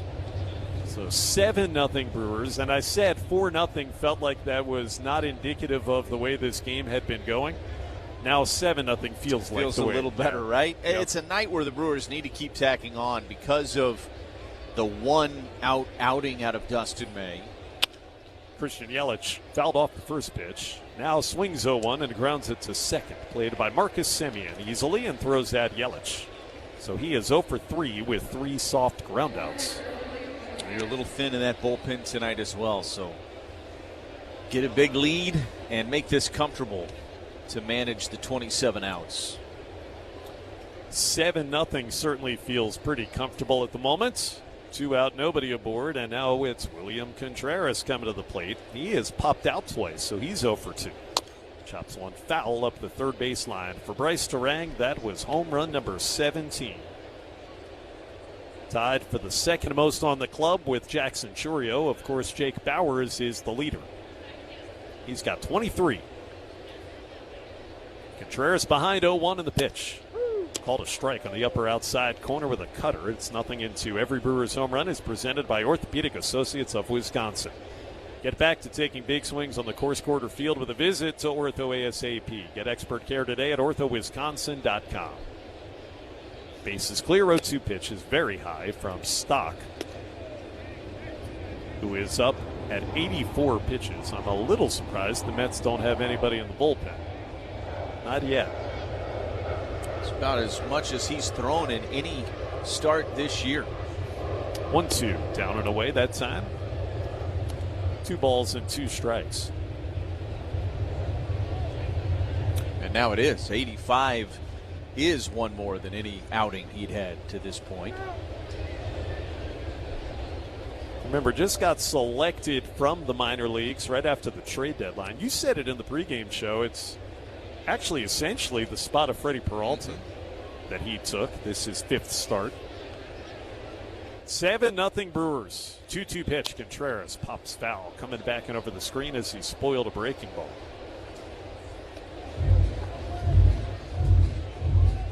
Well, the Brewers over the previous 4 games had scored 10 runs total. 3 against the Braves. They had that great pitching, and then 2 last night in 10 innings. They got 7 already in this one. 2-2. Popped them up again on the infield this time. Going to play for the second baseman, Marcus Semien. Drifting in and on the dirt. Makes the catch to retire the side. Kind of interesting. Yelich has grounded out all 3 times softly, and Contreras has popped out on the infield all 3, and everybody else has at least 1 hit. And the 1 hit that Bryce Turang has done the most. Jim Thorpe's resume reads like a work of pure fiction. So he's in the Pro Football Hall of Fame. He's in the College Football Hall of Fame. He got Olympic medals for the decathlon and the pentathlon. He's the greatest at I thought I was an athlete, Lindsay. Thorpe finished his Major League Baseball career with the Boston Braves in 1919, where he played alongside an outfielder named Les Mann. He invented this particular projector. And this is not all he's done, right? He started championing to get baseball into the Olympics. He finally succeeded for the 1936 Olympics, which was held in Berlin. The German government had discouraged other nations from sending Jewish and black athletes. We sent over Jesse Owens, and we sent over Mac Robinson, Jackie Robinson's older brother. Trailblazers like Thorpe and Robinson certainly lit the way for countless others to follow. Go to baseballhall.org to plan your visit to the National Baseball Hall of Fame and Museum in Cooperstown, New York, and catch every episode of Hall of Fame Connections on MLB.tv.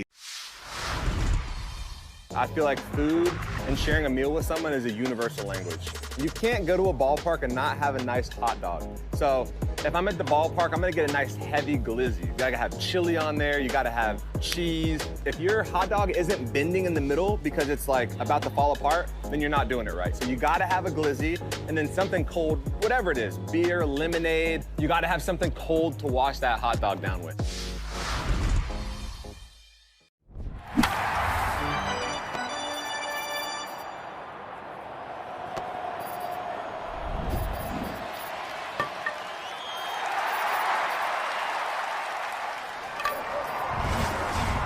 Premium quality, no games. Schedule your free in-home consultation today at pedalwi.com. Robert Gasser now with a 7-0 lead. We go to the bottom of the fourth, and Jared Young is going to greet the left-hander. Lefty versus lefty, in fact. And the pitch is over the inside corner with a fastball. It is 0-1. Young struck out against Gasser in the second. You got Luis Robert and then Brett Beatty scheduled to follow here for the Mets. Big 3-run home run from Bryce Terang. Here's a swing and a miss.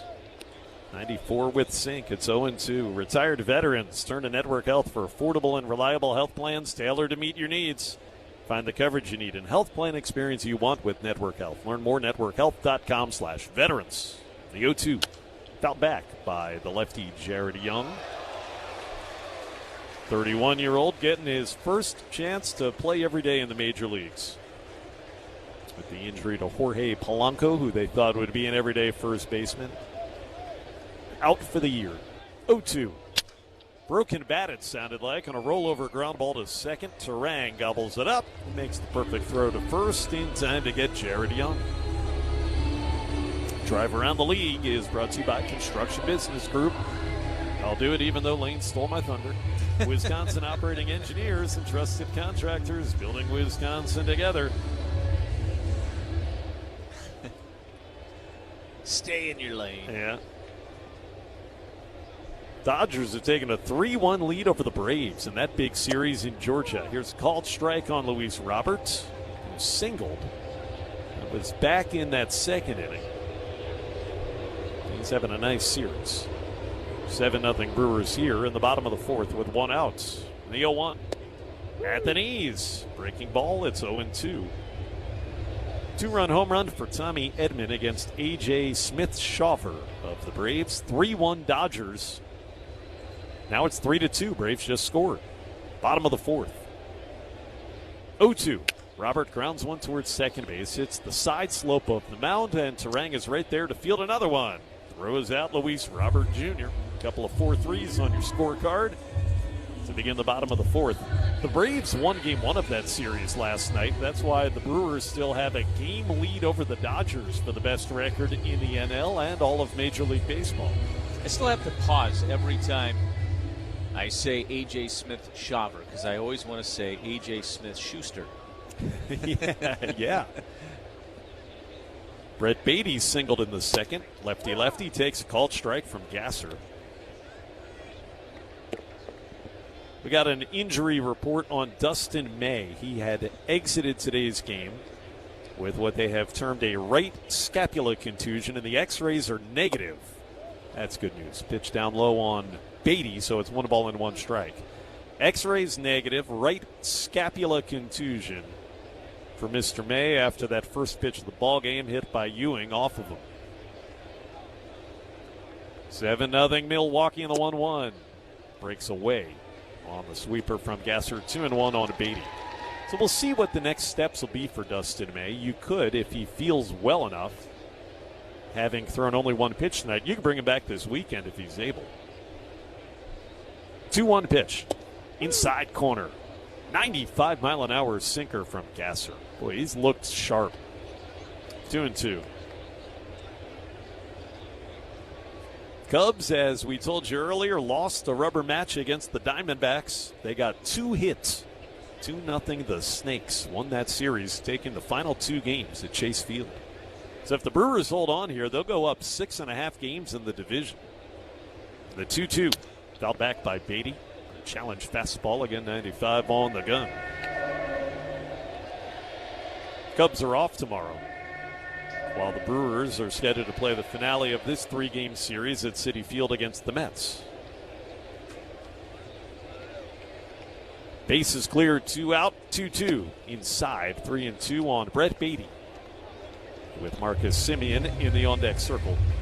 The Cubs lost both series of their trip out west over the last week. Lost 2 of 3 against the Mariners and then 2 of 3 against the Diamondbacks.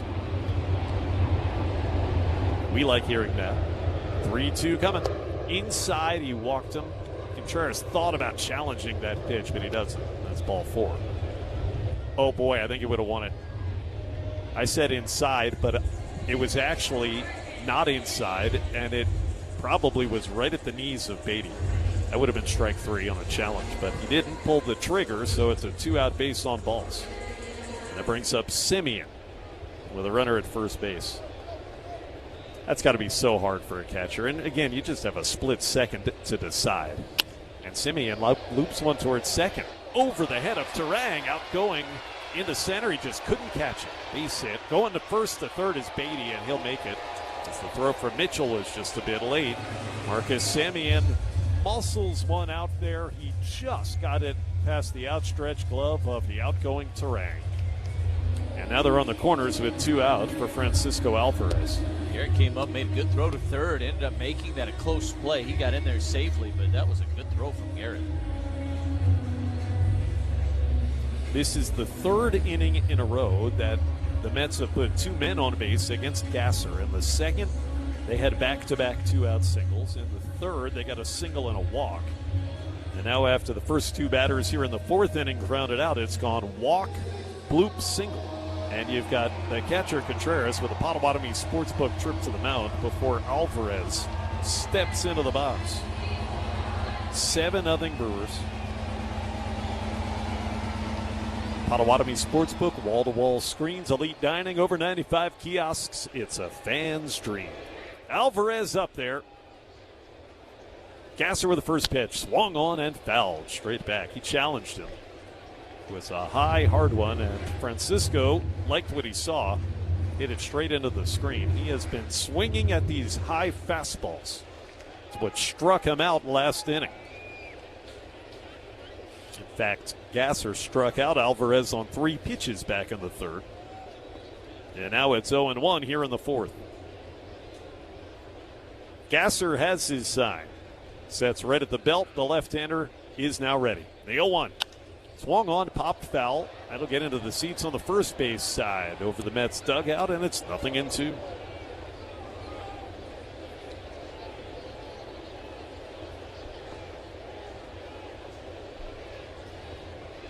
So Gasser is trying to strand his 5th and 6th base runners over the last 3 innings. Keep the shutout intact. 0-2 pitch. Lined in a right center base hit. In from third comes Beatty. First to third goes Semien on an 0-2 changeup. Francisco Alvarez lines an opposite field RBI single to put the Mets on the board. It's a 7-1 ball game in the bottom of the 4th. Changeup that probably caught a little bit too much of the plate for Gasser's liking because the count was 0-2. But it was really a nice piece of hitting by Francisco Alvarez, even having said that. Had to wait on it, go the opposite way. Boy, if you could do it over again, how much does William Contreras want to challenge that 3-2 pitch? If he had tapped his helmet, our data tells us it would have been a quick 1-2-3 inning. Now it's A.J. Ewing up there. He takes for the first time tonight, and it's outside, ball one. Mets trying to get back into this game. Simeon at third and Alvarez at first. Ewing is 1 for 2 and the 1-0. Down low, it's 2-0.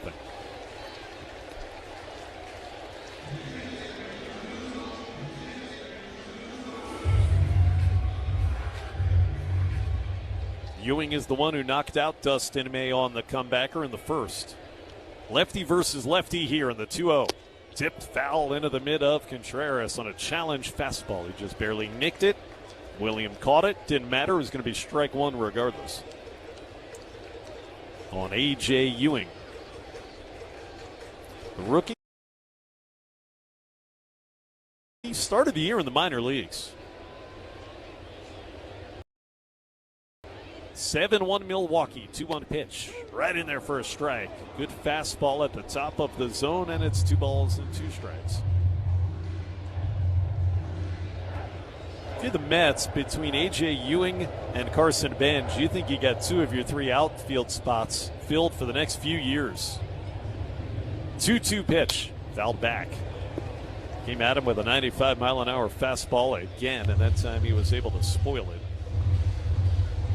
Both those guys rookies, Benj and Ewing, having big seasons. And both draft choices in recent years of the Mets. Homegrown talents.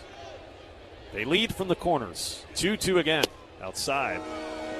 From a fastball again, and it's 3 balls and 2 strikes. That means the runner at first, Alvarez, will be off and running with the pitch. On deck is Lindor. Gasser trying to finally get into the dugout here in the 4th.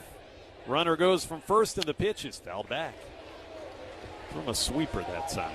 In the strike zone, and A.J. Ewing was able to spoil it.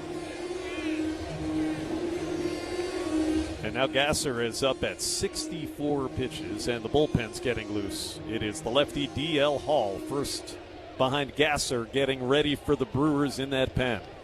7-1 Milwaukee. 2 on, 2 out, 3-2 again. Swing and a miss. Back to the sweeping, breaking ball to strike out Ewing and retire the side. Big pitch. The 5th ortho ASAP strikeout of the outing for Robert Gasser. He does give out a 2-out run. But that is all, and 2 were left. After 4 completed, 7-1. All your favorite games from MLB Play are back. Bigger, bolder, and better than ever. Test your skills with daily puzzles like MLB Pickle, the Ultimate Mystery Player Challenge, and Immaculate Grid, where stats and strategy collide. Then in Spinball, build your roster, take on your friends, and compete for the weekly prize. Or be the first to beat the streak and hit your way to the $5.6 million jackpot. Plus, the all-new Daily Walk-Off. Lock in your players by category for the walk-off win. The game's official home for games is MLB Play. Only on the MLB app and MLB.com. Oh, Kevin McGonigal, don't do it to him. Diaz is aced by Kevin McGonigal, holding the line. Can't do it any better. Nimmo back to the wall, reaches up, and he got it! Brandon Nimmo at the wall, brings it back. He saves 2 runs, and he ends the inning. Then going to give it a go himself. Only one over there. Who says pitchers aren't athletes? At the right field. Good jump by Siri, and he makes the catch on the run, diving forward to finish it. Hey, Siri, show me a great grab. Long run, Siri, he races for it, and he slides, dives, and makes the catch. What a play by Siri. Line drive out into left field, Happ sliding, and Ian makes a great catch. Coming in is Cronenworth, glove to get him. Came out of nowhere and just sort of served it all in one motion with his glove to get Horwitz at first base, 2 away.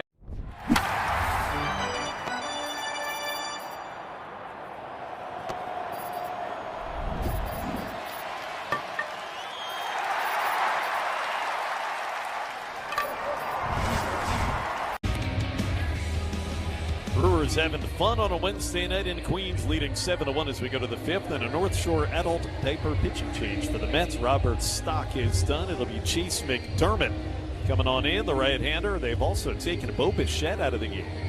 Brett Beatty moved in from left field to take his spot at third base.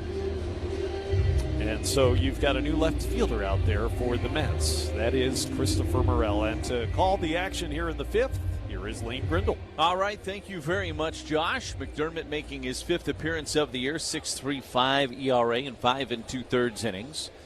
Lara will lead things off against him after 4 innings from Robert Stock here tonight for the Mets. First pitch to Lara is in there for a strike. And it's 0-1. 7-1 Milwaukee. They have doubled up the Mets in the hit column at 10-5. McDermott, the 0-1. Fouled back and out of play, and it's no balls and 2 strikes. Time for a vibe check. Vibes are very good with a 7-1 lead right now in the Big Apple. Cooler full of Vizzy Hard Seltzer. That's a big vibe. Vizzy Hard Seltzer, the seltzer that passes the vibe check. The Jet engines have calmed down a little bit. 0-2 pitch to Lara, missed high, and 1 ball and 2 strikes. The count. We had Plains just roaring through here for the first probably 3 innings of this game. Feels like they've lessened as the game's gone on. 1-2 pitch. Lara took high, and it's 2-2. They're now rerouting them a different way into LaGuardia. Would be the reason why, said the novice air traffic controller in the radio booth. 2-2 pitch to Lara is fouled straight back, and Luis stays alive. Lara's not been retired tonight. A base hit back in the 2nd inning, came around and scored. Got that whole rally started up. The Brewers scored 4 in the 2nd, and then put 3 more across on the 3-run home run from Terang in the top of the 4th inning. The 2-2 to Lara, and Luis able to check on a slider down low. The count is full. It's 3-2. So for Robert Stock, a tough night for him. 4 innings, 10 hits, 7 runs, 2 walks, and 2 strikeouts. McDermott's pitch is ground ball back up the middle. Played on the forehand by Lindor. Spins and throws to first in time to get Lara. That was a tremendous play. It was hit right back up the middle. Lindor played it in shallow center behind the second base bag. It kicked off of the mound, and he stuck with it and made a great play. And there's 1 away. Ball was hit hard. 101 back up the middle. And frankly, Lindor made that look pretty easy. Here's Vaughn, who's 1 for 2. First pitch misses, and it's 1 ball and no strikes on Andrew. The Brewers have to be really pleased with the at-bats they're getting from Luis Lara right now. He has been coming up big in some big spots for the Brewers of late, and even the outs he's making. Impressive at-bats, and that one would qualify as such as Vaughn takes up and in. And it goes to 2 balls and no strikes on Vaughn. Already extended his hitting streak to 9 games with his base hit back in the 2nd. Has 2 hits in the series. McDermott's 2-0 pitch, and that missed down and away with a cutter. It goes to 3-0. Hamilton is in the on-deck circle for the Crew.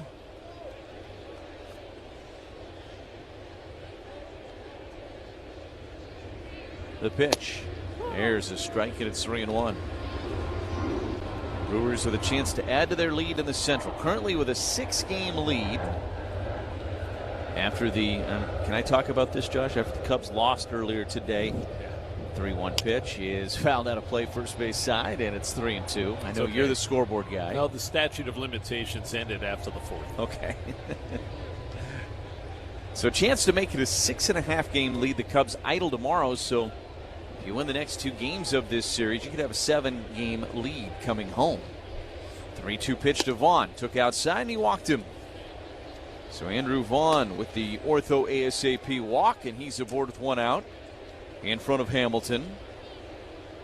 When pain can't wait, walk right into ortho ASAP. Same-day access to specialists. Start healing faster at orthowisconsin.com. And it is still August, and there is a long way to go still in this season. This is game 133, and that sounds like you're getting towards the end, and you are. as Hamilton takes high, 1 ball and no strikes. But remember, Cleveland was 12.5 out on this date a year ago and ended up winning the AL Central. So you take nothing for granted. The 1-0 to Hamilton is lined but foul down the first baseline. 1 ball and 1 strike. But I will say this, every day that you wake up and you have either gained ground, meaning you've extended your lead, or not lost any ground and not allowed the Cubs to catch you by even a half game.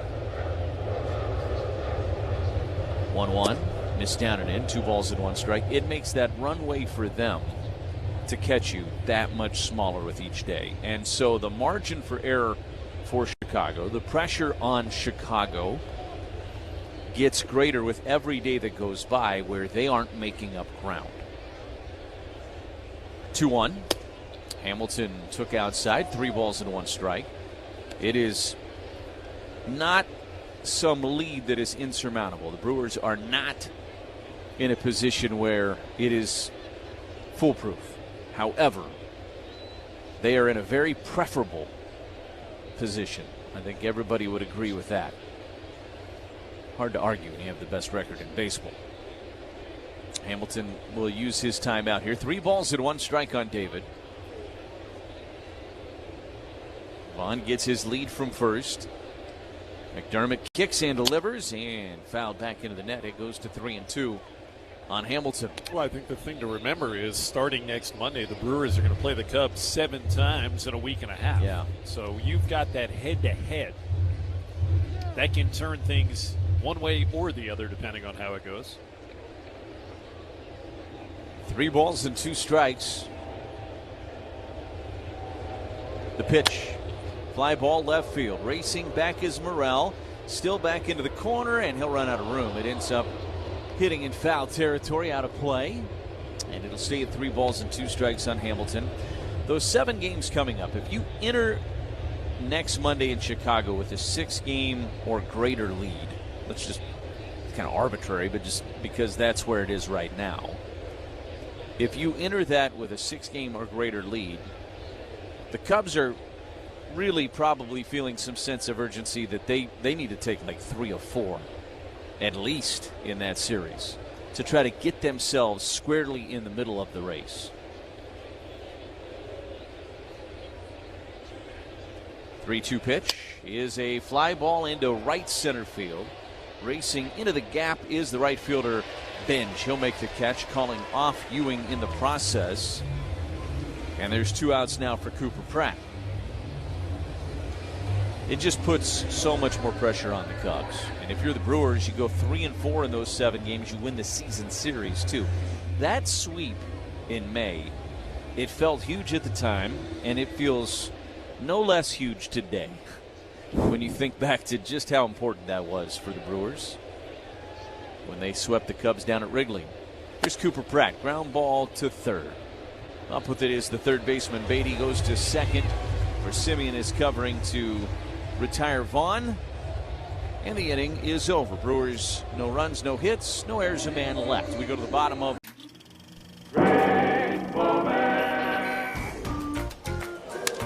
Well hit to right center. Michaels on the run, turns his back to the infield and bobbled it and then kicked it up into the stands for a home run. He bobbled it and flipped it into the stands. You can see total desolation there after he realizes what he did. Oh, no. Unbelievable. I'm Jonathan Mayer, and for more than 20 years, I've traced the path of baseball's rising stars, navigating the back roads of the national pastime and basking in the glow of small-town America's spirit, where the team is woven into the fabric of everyday life, where it's more than just a game.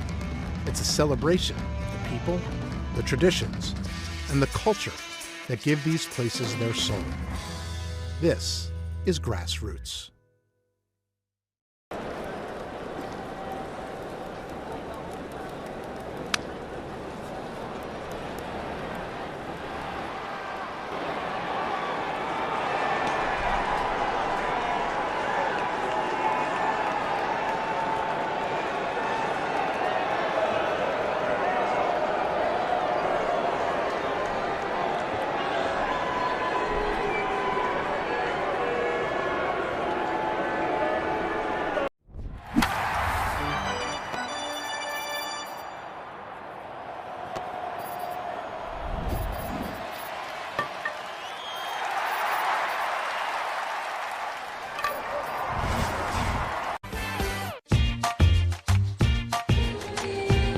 to the bottom of the fifth inning here at Citi Field in New York. It's a 7-1 Milwaukee lead. And Francisco Lindor is leading things off against Robert Gasser at 65 pitches. For Gasser, 3 2/3 innings so far for Robert. And the first pitch is through there for a strike on Lindor. And it's 0-1. Brewers will send Jacob Mizorowski to the mound tomorrow night against left-hander Sean Manaea for the Mets. Pitch missed outside, and it's 1-1 strike. Lindor tonight is 0 for 2, a flyout and a strikeout. He's faced Gasser both times. Here's the 1-1. And fouled back our way and out of play. It is 1-2 on Gasser. Now, it's the time of year when teams making their postseason run. You can make a postseason run too. Make sure your fridge is stocked with Usinger brats, plenty of tasty Pine River cheese spreads, and a freezer full of Cedar Crest ice cream. Here's a 2-hopper to third. Hamilton up with it, throws across in time and takes care of Lindor. And there's one away here in the fifth inning for Christopher Morel. Yeah, it's going to get wild, and your favorite foods will get you across the finish line. So here's Morel, who was at the plate last night when the Mets walked off the Brewers, hit into that fielder's choice, and then the E5 on Hamilton. That came in the bottom of the 10th inning. Gasser's first pitch is a sweeper in there for a strike, and it's 0-1. 7-1 Milwaukee. Plenty of run support in this one so far for Gasser. Now he's just trying to eat some innings. 0-1. Bounced it in the dirt. And it's 1-1 strike. Brewers had rehab outings last night. High Wisconsin with Abner Uribe and JoJo Romero. Still being determined what the next step would be for Abner. 1-1 to Morel. Swing and a miss. He nearly fell over as he took a big cut at that fastball at 94. And it's 1-2. Sounds like there's a chance Abner could join the Brewers this weekend for that Rangers series. 1-2 pitch. He is down low with a sweeper, and it evens at 2 balls and 2 strikes. But Pat Murphy didn't seem totally committed to whether he would make his next outing with the Brewers or another rehab outing. Sounds like JoJo Romero definitely will get another rehab outing, or maybe 2, before he joins the Brewers club. 2-2, got him looking. Sweeper on the outside corner. It's going to be challenged, I believe. That's better. It Challenge is. the call. Strike. So Morel's going to challenge it. I think he's going to lose it. This is going to be close. It was a borderline pitch on the low outside corner. Here it is. Boom! It is a strikeout of Christopher Morel. Challenge is brought to you by Pella Windows and Doors of Wisconsin. There's 2 away here for Carson Bench. The other part of it is it's August 26th. So in a few days, the Brewers will be able to expand the roster by 2 more. And that may open a spot for a JoJo Romero at that point.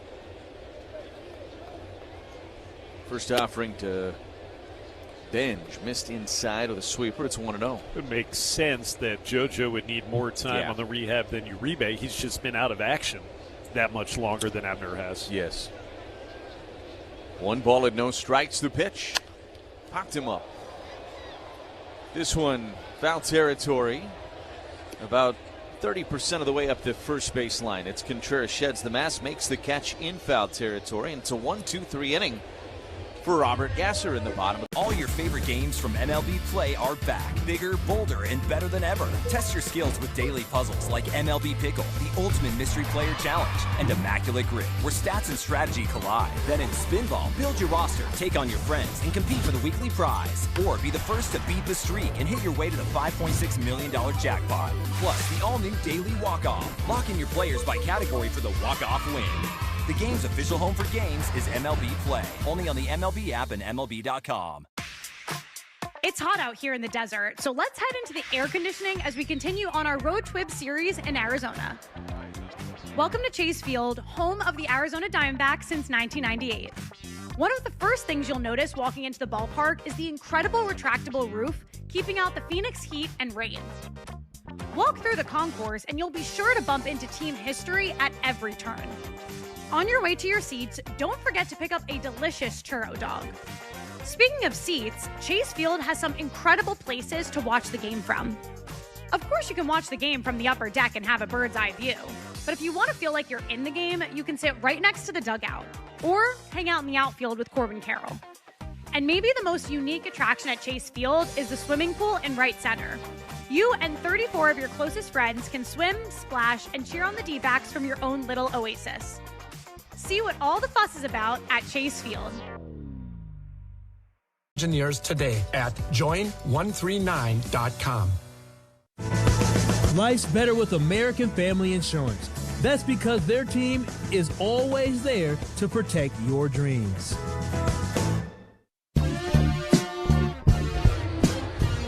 We go to the top of the 6th inning here in New York, and the Brewers with a 7-1 lead. And Chase McDermott stays out there on the mound for the Mets. And it'll be Sal Frelick to lead things off for the Crew. Takes a first pitch strike, and it's 0-1. 6th inning is the Woodman's Food Market's home run inning. Our contestant is Mike Lamping from Greenfield. Mike will win a gift card jackpot of $350 if a member of the Crew hits a home run this inning. McDermott's pitch, and Sal pops one down the left field line. This one is a fair ball and bounces up into the corner. It is rolling around. Misplayed by Morel. Sal on his way to second. He will put the brakes on there, and he's got himself a double. Sal Frelick, how about 3 hits in his return from the injured list here tonight? He was activated last night, but did not get into the game. That one just bounced in fair territory. And then Morel kind of overran it a little bit, and it railed all the way into the corner. Sal ends up with the double to start up this 6th inning. $75 to the MAC Fund, courtesy of West Spin the Silver Lining. And now here's Garrett Mitchell. First offering to Mitchell is down and in, and it's 1-0. $100 for each additional home run this half inning. Visit any participating Woodman's store to enter service and savings. That's Woodman's. Visit WTMJ.com for official contest rules and details. Frelick at second. The 1-0. Mitchell, a swing and a miss. Fastball at 93. It's 1 ball and 1 strike. There is so little foul territory down the lines here at Citi Field. Pitch is a strike on the outside edge. It's 1-2. That if you hit one down the line, if it is not out of play, you only have a couple of feet to worry about in terms of foul territory. It's kind of tough for the outfielders to navigate down in those corners. 1-2 pitch is outside. It's 2 balls and 2 strikes on Mitchell.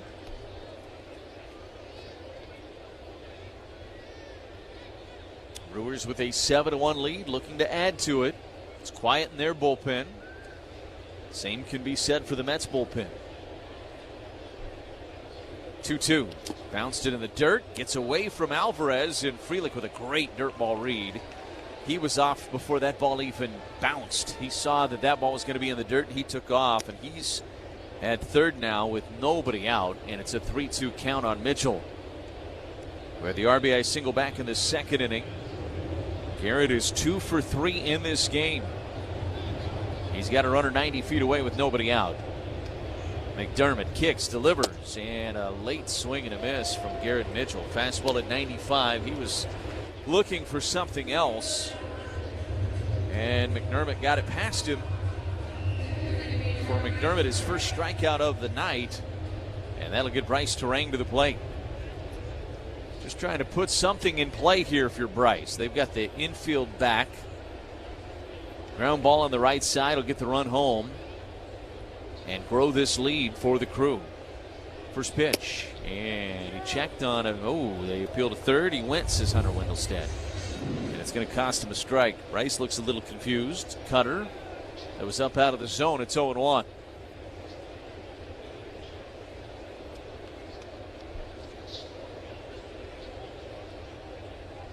A 1 pitch. Missed inside, and it's 1-1. Robert Stock started this game for the Mets. Brewers had their way with him. Now trying to push something across against Chase McDermott here in the top of the 6th inning. A 7-1 Milwaukee lead. McDermott out of the stretch. The 1-1 pitch. That is high. It is 2 balls and 1 strike. Bryce hit the 3-run home run his last time up back in the 4th. 1 for 2 officially tonight. That was his 17th home run of the season.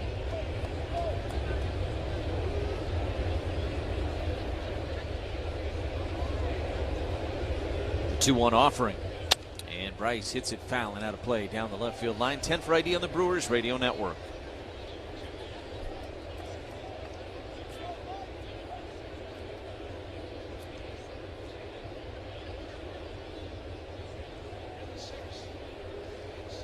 Seven to 1 Milwaukee. Top of the 6th inning. Runner at third and 1 away.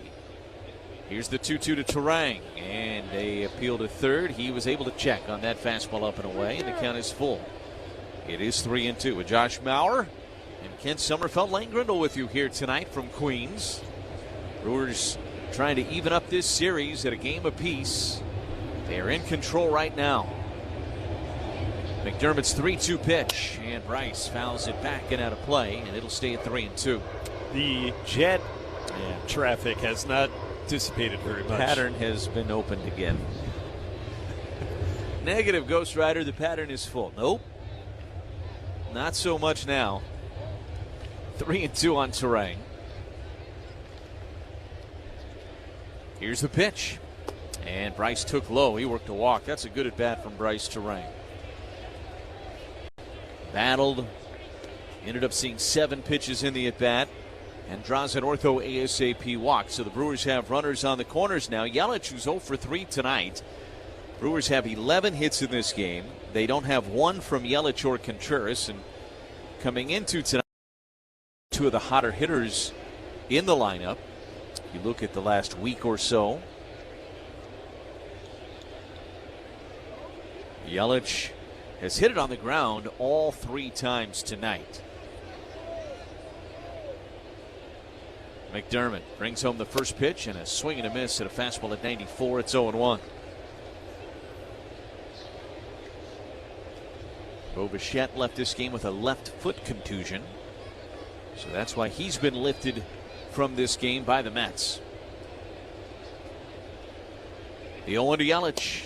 And that missed outside. Fastball at 94, and the count evens at 1 ball and 1 strike. Frelick opened up this inning with a double. Then Mitchell struck out. Frelick ended up at third on a wild pitch. 1-1 is a ground ball through the right side and into right field for a base hit.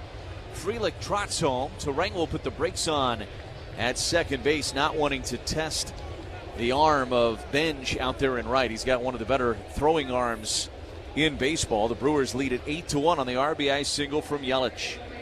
His 46th driven in of the season. And that leadoff double has come around and scored for the Crew. And now first and second and 1 away. And Contreras coming to the plate. Willard's back out there for another mound visit. Talk things over here with his pitcher McDermott. Trips to the mound presented by Potawatomi Sportsbook with wall-to-wall screens, elite dining, and over 95 kiosks. It's a fan's dream. Potawatomi Sportsbook, become a legend.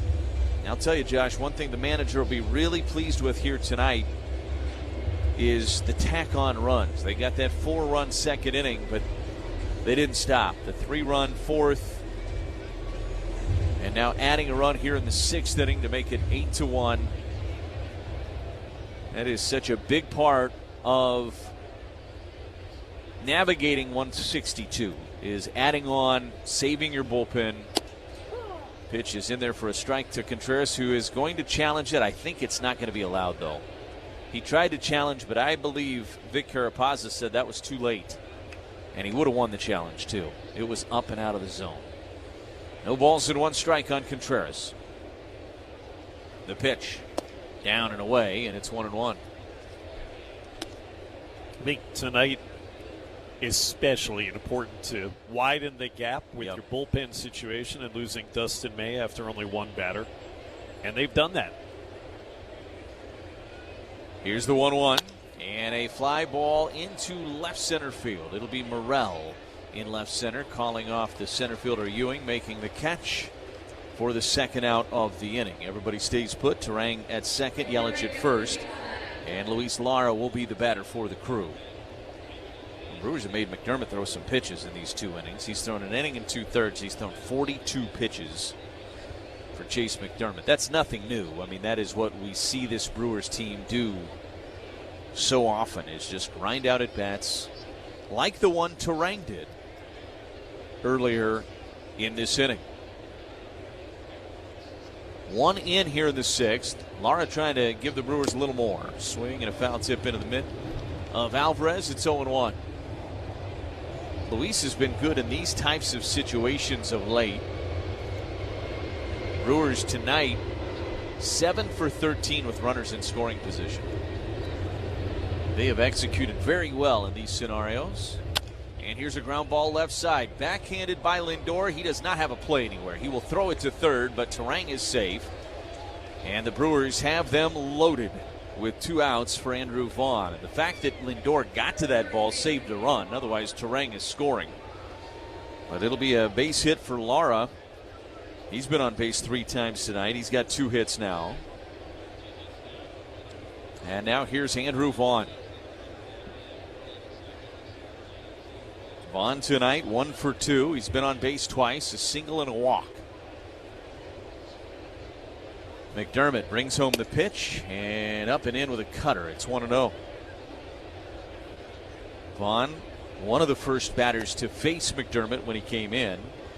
Lara was the first to face him. Then Vaughn worked a walk against him back in the 5th. Brewers have speed for days on the base paths if you put one in the gap. Here's the 1-0 to Vaughn. And that one caught the inside corner. Came back with another cutter. Backed up on him just a little bit. And was in there for a strike. It's 1-1.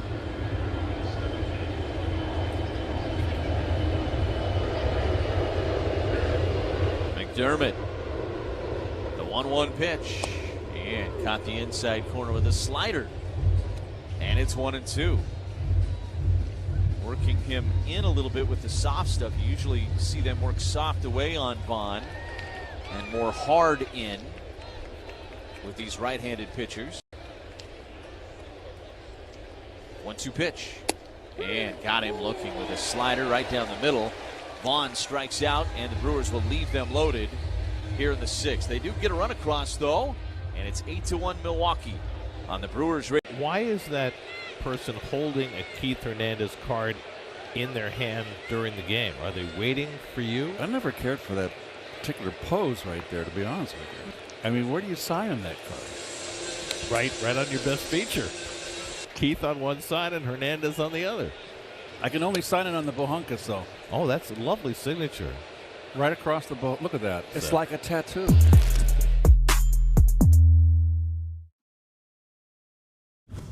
I'm helping these kids be the best versions of themselves, and I'm also representing like where I came from. And in the Zilla team, I was working with a creative guy that was with Nike. I work with my best friend who manages this team with me, and we kind of just like put together like what we think would look cool. We went like Godzilla theme. You kind of get to help them grow up into a young man and help them just make the right steps forward, and that's really why I started to have impact.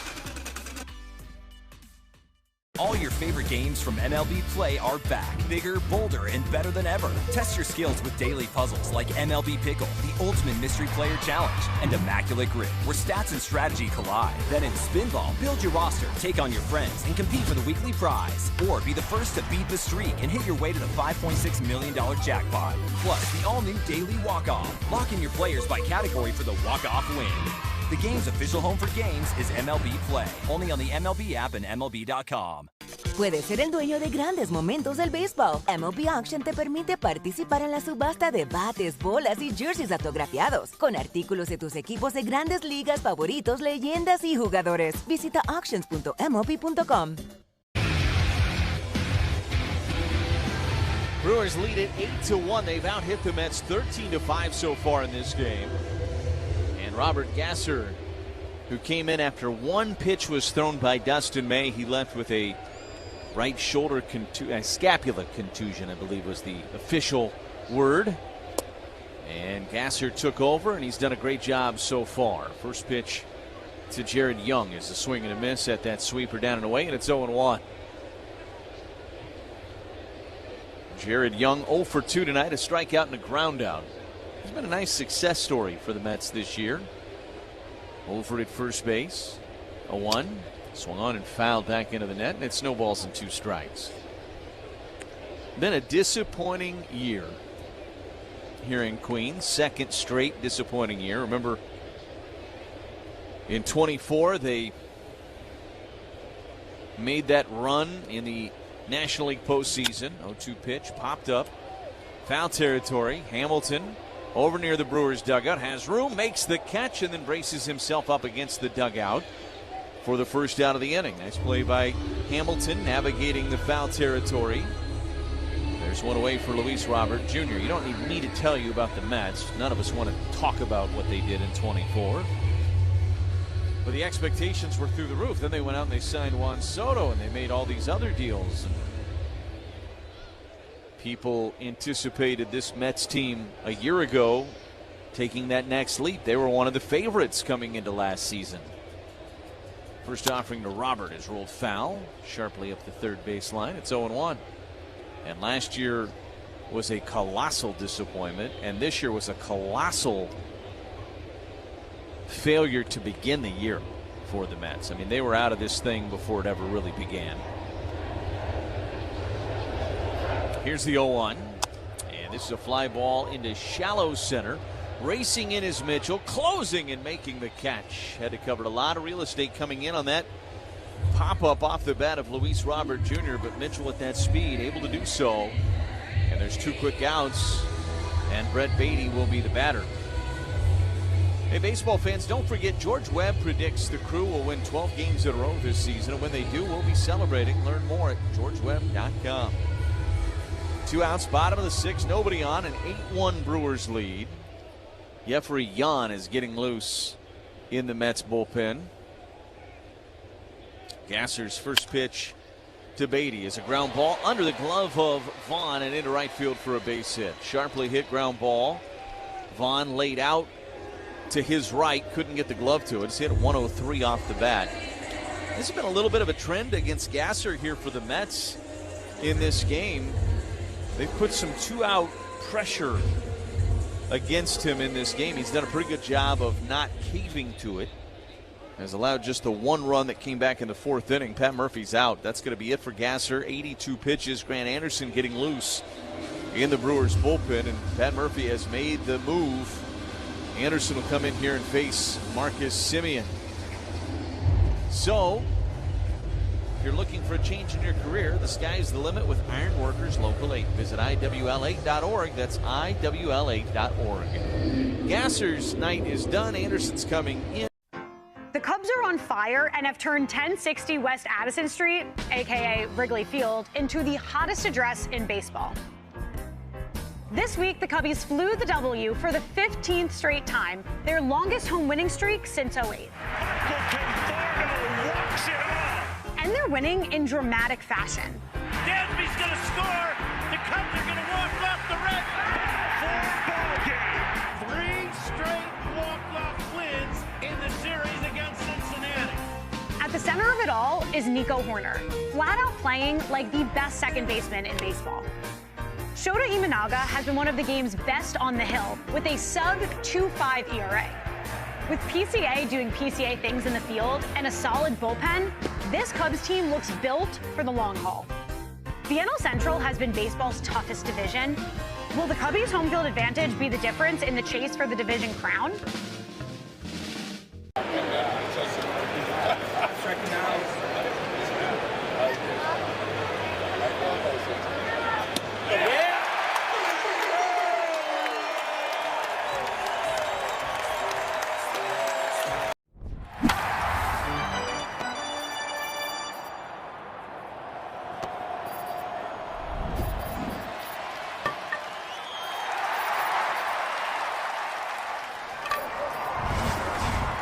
product, fuel up, and get in the game to win big this Brewers season. Quick Trip and Old Wisconsin, proud partners of the Brewers Radio Network.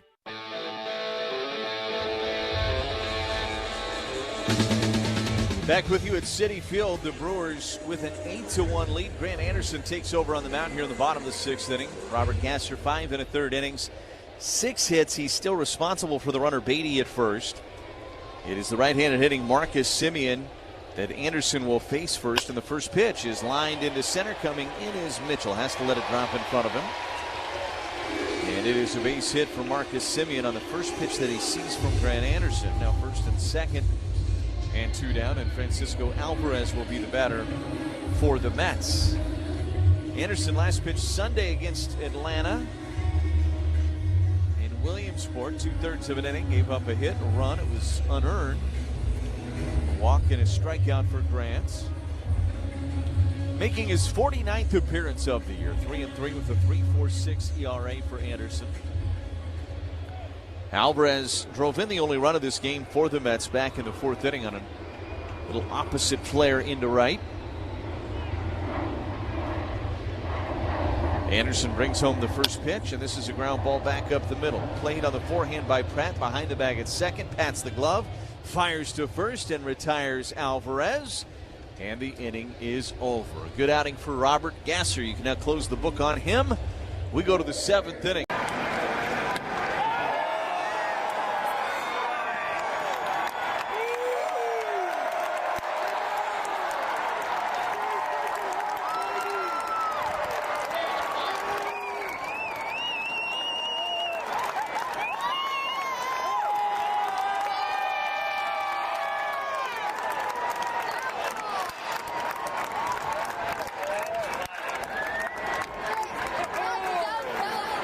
This is my 1994 Topps card. This is an action shot. You know, I have no idea what I did this pitch, but it shows me, you know, good form, you know, head down, looking at the path of the ball, swing, the bad front leg sort of straight.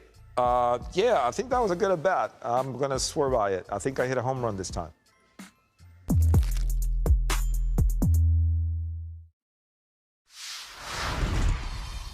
A snack that Freddie cannot resist. I would have to say chips and guacamole. Organic mango, yeah. Is that because of the strong Dominican contingent in the major leagues, bro? Has anybody ever struck out and gone crazy and smashed the cooler full of mangoes? Nah, our team's not really into smashing each other's stuff, I guess. Are you a seasoning guy? You like to drown your stuff in dips and sauces? No. Gotta watch my figure. And it looks great, brother. I appreciate it. Very sexy man. Yeah, let's go, Freddie Freeman, ladies and gentlemen.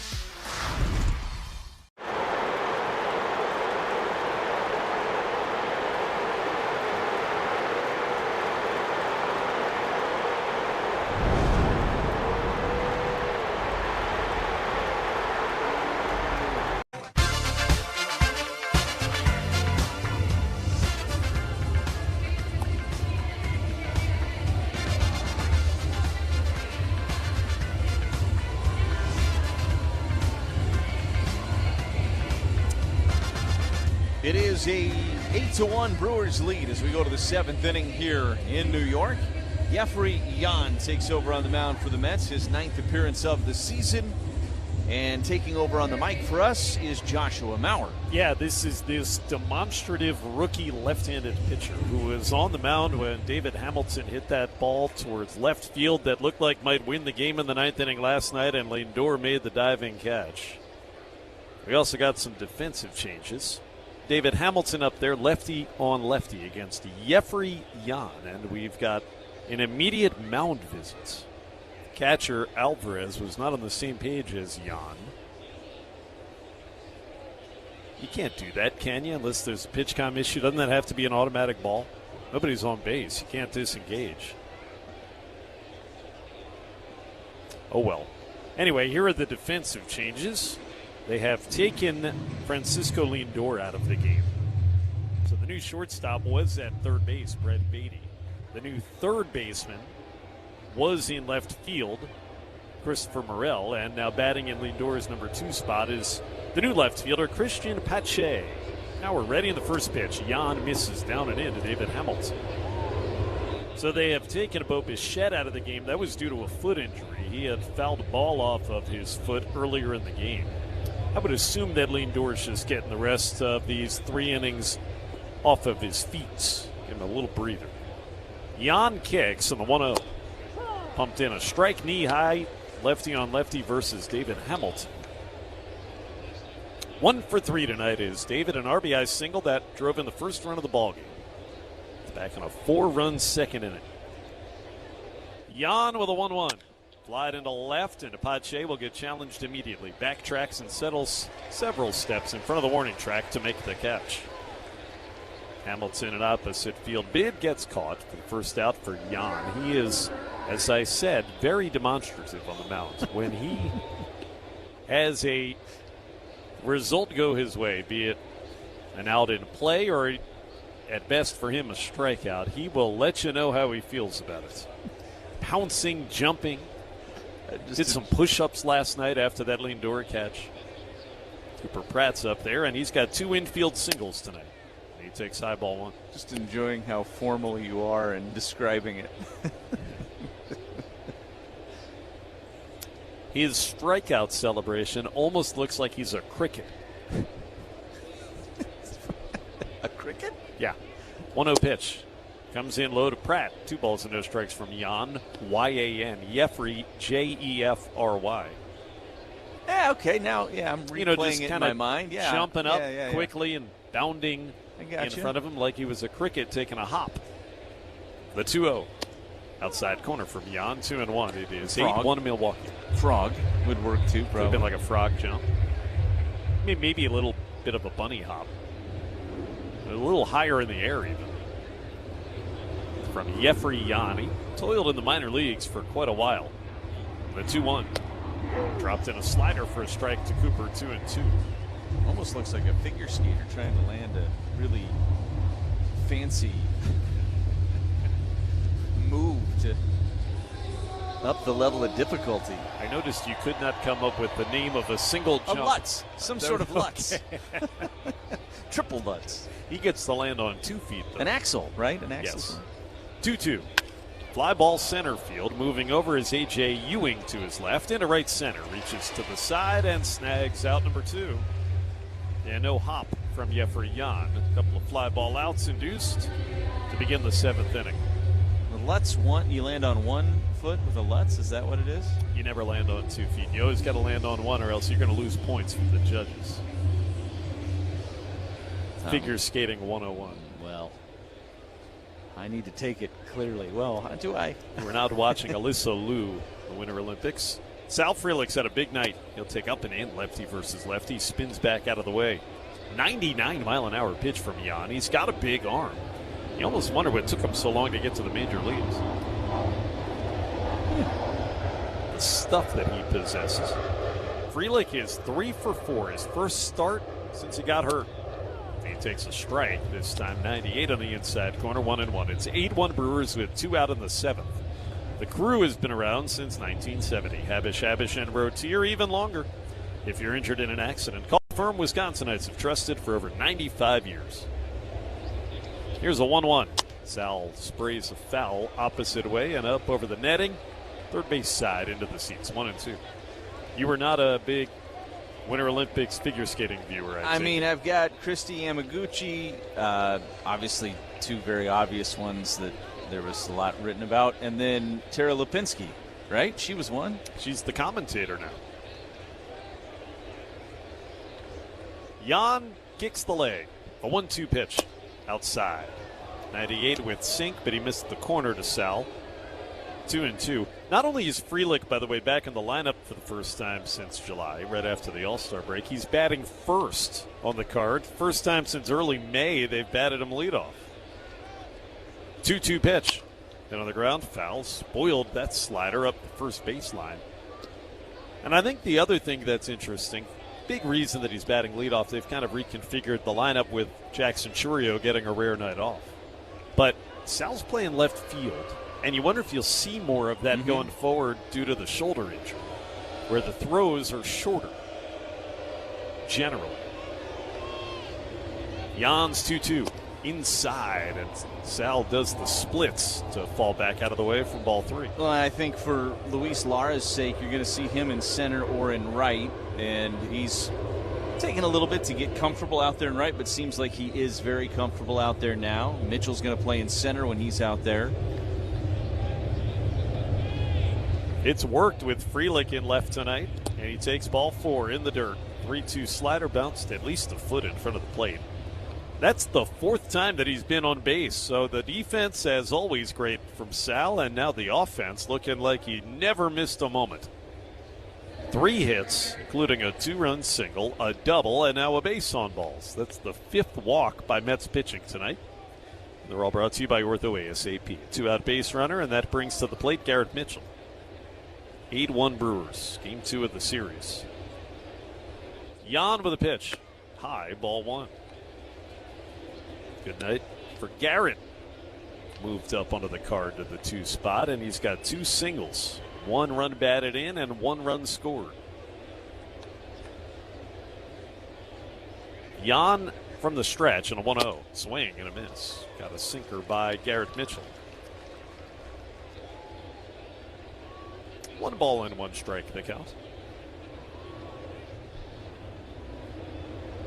Brewers lost in extra innings last night to open the series. They've come back with a vengeance here this evening. 1-1, swing and a miss again on that 2-seam fastball.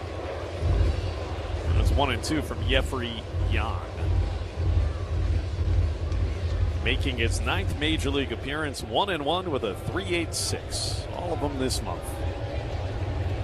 Runner at first is Frelick.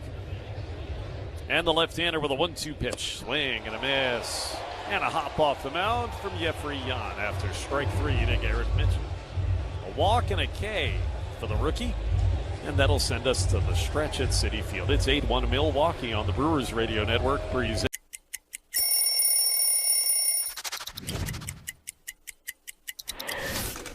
Wow. Old school D-backs jersey. This was our alternate jersey that we wore on Saturdays. I was the first team to wear the new colors. They called it Sedona Red. Don't mess up that color. Every time I wore this jersey, I would wear the high socks, black jersey, black hat. I just thought it was a really smooth look, and this is one that I'll never forget. Puedes ser el dueño de grandes momentos del béisbol. MLB Auction te permite participar en la subasta de bates, bolas y jerseys autografiados, con artículos de tus equipos de grandes ligas favoritos, leyendas y jugadores. Visita auctions.mlb.com. Thornton versus Fernando Tatis Jr., who's stepping up to the plate right now. Swung on and driven to deep left field. Back goes Ewing, and the wall's gone into the upper deck. First pitch, home run for Nando. What a start for San Diego tonight on top 1-0. Oh, it's right in his wheelhouse. Lean on it. This is an ambush, ladies and gentlemen. Second deck for Toddy. 452 feet. Quite the blast for Fernando to start the night. First pitch, 7-10. First run, 7-10.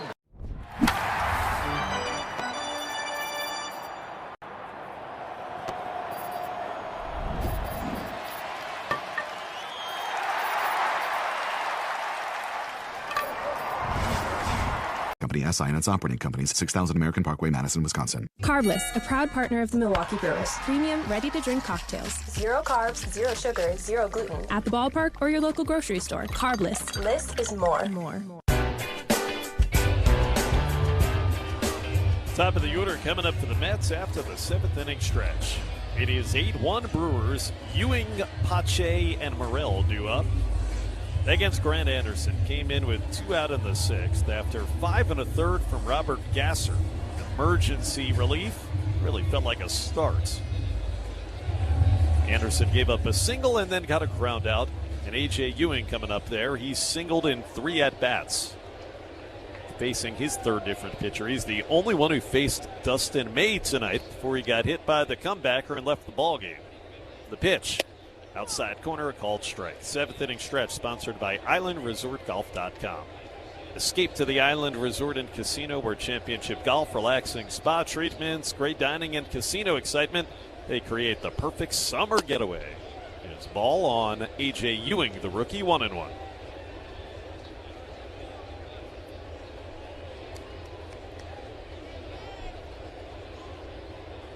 Great work for Gasser. 82 pitches.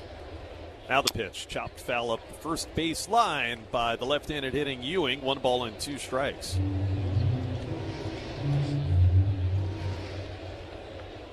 And you got Miz on the mound tomorrow night for what appears like it's going to be a rubber match in this series. The 1-2. Fouled back into the screen on a high fastball there from Grant Anderson to A.J. Ewing. Drive Around the League is presented by Construction Business Group, Wisconsin operating engineers and trusted contractors building Wisconsin together. Braves are leading the Dodgers now 5-4 in the 7th. The 1-2 fouled back again, that time by Ewing on a high fastball that hit 96 on the gun. We'll do it again, 1 ball and 2 strikes. Dodgers led early. The Braves came back. It was 5-3, but LA is threatening in the 7th, trailing just 5-4. The 1-2. Hit on the ground at first on a backhand, picked by Andrew Vaughn, and he'll win the race to the bag himself. Beats Ewing there by a stride in time for the first out of the inning. Put it as 3 unassisted on your scorecard. For the first time, we get to see Christian Pache, former big prospect who's never really been able to hit in the big leagues. Just called him up. Came in to replace Lindor in the lineup here in the 7th inning.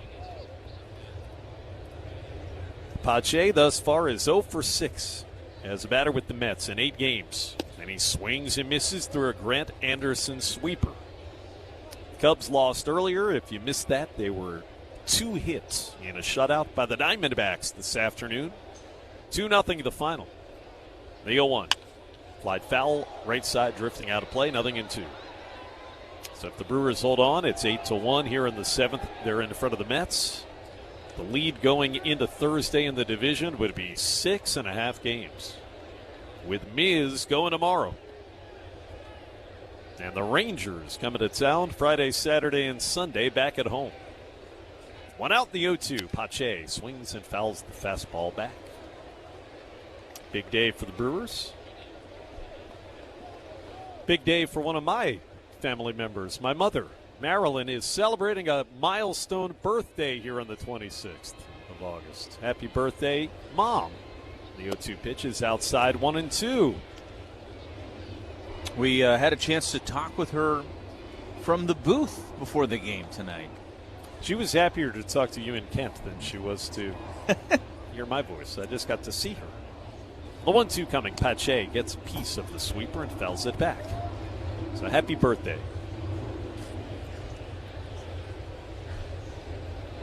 And I think there was a nice family dinner tonight. That was the report that I was getting.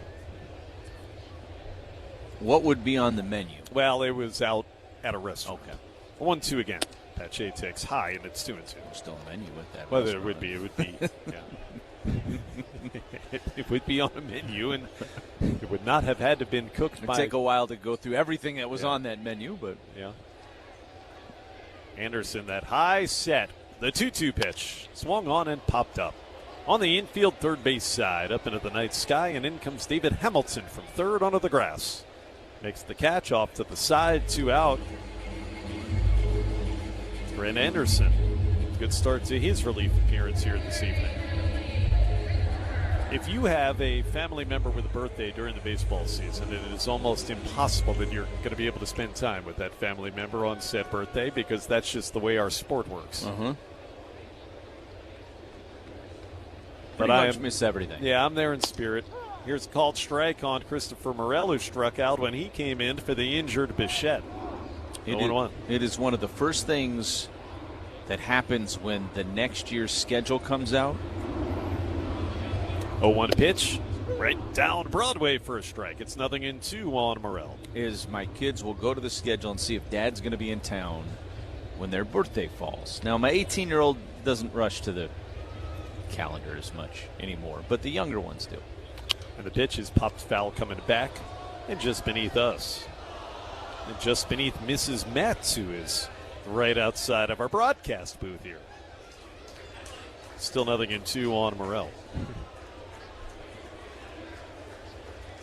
I've never been this close to Mrs. Met. 0-2 pitch. Ground ball hit softly to third. Hamilton fields the second hop near the bag. Pats the glove. Perfect throw across in time to get Morel One third baseman retires, the other, Mrs. Met, is not impressed.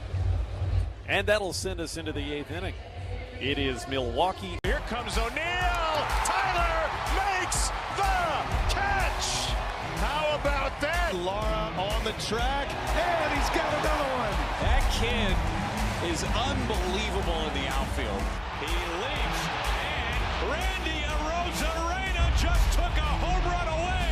Harper's there, and he makes the sliding catch. Snags that one in foul ground. What a great play by Harper. That is flagged by Seager. The backhanded flip in time to force out Campero.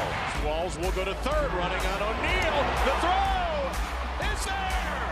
An absolute firecracker. Tough play, McLean. Diving backhand to his feet. Got him. Oh, great play by Matt McLean. Over goes Fernando towards the corner. Makes the running catch. Crashes into the fence. Holds on to the baseball. I am Nando. Diving stop. Sogard snares it on the line. They're inspecting Negro, saying he's either loading up the baseball or something. Checking him all over. I've never seen him do a search like this. Quite like this before. What did they find in his pocket? I don't know. He's out of it. He's been kicked out of the game. And Negro is moved as he goes over to the first base dugout and then on to the shower.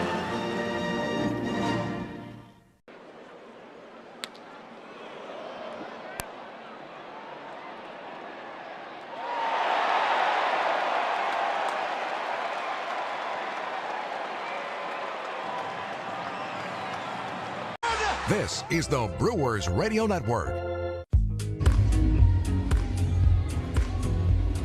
We are headed into the 8th inning. Brewers emphatically in front tonight. Since the 2nd inning, they have led by a big margin. It's 8-1. Jeffrey Jan is back to work, and so is Lane Grindle. All right, thank you very much, Josh. First pitch to Bryce Terang is all the way back to the backstop. And it's 1 ball and no strikes. Brewers have been in control of this one pretty much from the beginning. They had a 4-run 2nd inning. They have not looked back. Pushed it out to a 7-0 lead before the Mets scored their 1 run in the bottom of the 4th. 1-0 pitch. This is popped up into left field. Drifting underneath of it is Pache. He'll make the catch, and there's 1 away. That'll get Christian Yelich to the plate. Today's 8th inning is being brought to you by the Wisconsin Laborers District Council, representing 9,000 skilled union laborers throughout Wisconsin. Learn more at liunawisconsin.org. That's Liuna Wisconsin.org. And feel the power. Here's Gary Sanchez. He's going to hit for Yelich. So Yelich's night is done. Had the RBI single back in the 6th inning. That at the time gave the Brewers an 8-1 lead. First pitch. He is in there for a strike on Gary.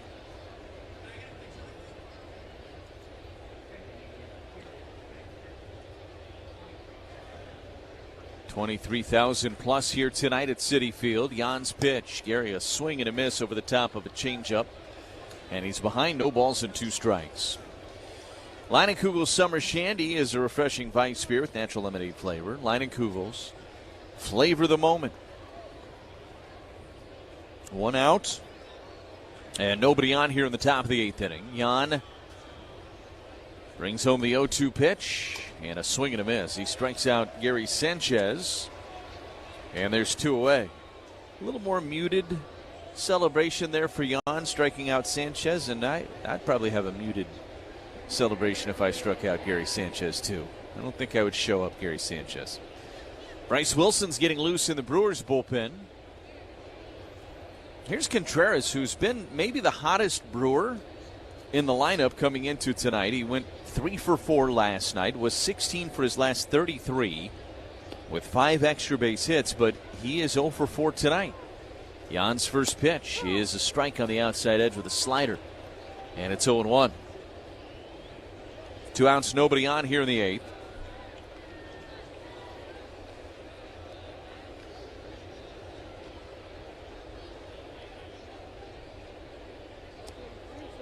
And now an issue with the glove of Francisco Alvarez. So he is retying a lace, it would appear. as Vic Carapazza stands over him and inspecting. No balls in 1 strike the count here on Contreras. Jan brings home the pitch, and it's a little flare to second base. 1 hops. Simeon, he plays it and throws to first in time. The Brewers down in order in the 8th inning. We go to the bottom of 8. It's an 8-1 Brewers lead on the Brewers Radio Network, presented by American Family Insurance. I'm Ed Robinson with Cannon and Dunphy. Do you really need... Somebody help me. The guy got a souvenir, and he's got a tale to tell. Mom's just kind of oblivious to the fact that she's struggling. It's a rather lengthy one. She is very attentive so far as this long story draws out. That young man looks like he was given some signs. Oh no, he's actually copying the pitcher, isn't he? He's just going to give up. He's going to give up and pretend this is what he wanted to have happen. He's in a tent right now. He's going to hang out in here. And Mizorowski shines once again. 6 strikeouts across 6 innings. No runs against the Miz. Ronald picks it up. He comes up ready to throw. Here comes Lara. Tagged down. He is toast. What a throw out of deep right field from Ronald Acuna. Ground ball up the middle, base hit. Marlins win it. Javi, the hero, the man of the month, and certainly the man of the night. Alec Bohm wins it. The Phils have won it. It's a walk-off for Alec Bohm. They've won 7 in a row. Are you kidding me? Back to back we go. And the Sox come back from 4-0 and walk it off in the 9th. Southside, stand up.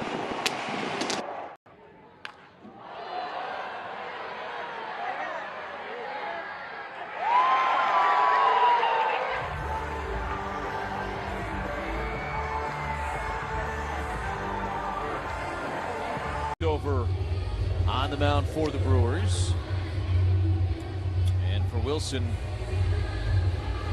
he'll get Benj, Young, and Robert Jr. to hit against him here in this bottom of the 8th. Again, the Brewers with an 8-1 lead. 13 hits they've pounded out here tonight. Brewers with 9 hits last night, and then had, of course, 11 hits Sunday night in the Little League Classic, so it's not been for a lack of hits offensively. Of course, tonight, 8 runs across. But again, a lot of singles here tonight. The Brewers had the double from Frelick and the home run from Terang, as Wilson's first pitch to Benj is in there for a strike, and it's 0-1. And those are the only 2 extra base hits of this game for the Crew. Pitch missed, and it's 1 ball and 1 strike. And of course, the Frelick double was kind of a bloop double down the line in left. 1 ball and 1 strike on Benj. The pitch, and a 1-hopper, and it eats up Pratt, and it'll trickle into shallow left center. Ball was hit hard. Pratt tried to get it on a short hop with a backhand and just kind of got stuck with it. It'll be a hit for Benj, who had 3 hits last night. He was 0 for 3 before that swing. I think Cooper will tell you that's a play he can make. I think it would be tough to say it's a play he should make. So here's Jared Young. First pitch swing, ground ball through the right side and into right field for a base hit. So now first and second for the Mets and nobody out. Well-placed ground ball and hit 105 off the bat. So some loud contact against Wilson to open up this bottom of the 8th inning. And here's Luis Robert Jr. Now, Usingers has been Milwaukee's family-owned sausage shop since 1880. You can enjoy the same great taste your grandfather did because their recipes never change. You don't need to change something that works. You just stick with it. It's still made the old world way. Here's a fly ball right field. Back on it is Lara. He's got room. Circles underneath, makes the catch. Tagging from second on his way to third is Benj. He is there with 1 out. They've got runners on the corners. And Brett Beatty coming to the plate for the Mets. Yeah, the old world way, that's the correct way as well to make that sausage. Usinger's America's finest sausage. Beatty's not been retired tonight. 2 for 2, 2 singles and a walk. Ian Wilson, who's pitched well for the Brewers. He has been great in whatever role really the Brewers have had him in so far this year. Pitch is outside, and it's 1 ball and no strikes on Brett Beatty.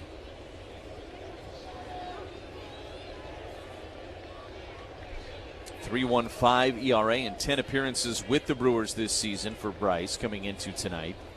1-0 pitch, ground ball to first, fielded by Vaughn. He's going to go to second for 1, back to first, covering is Wilson, and the Brewers turn a 3-6-1 double play, and the inning is over.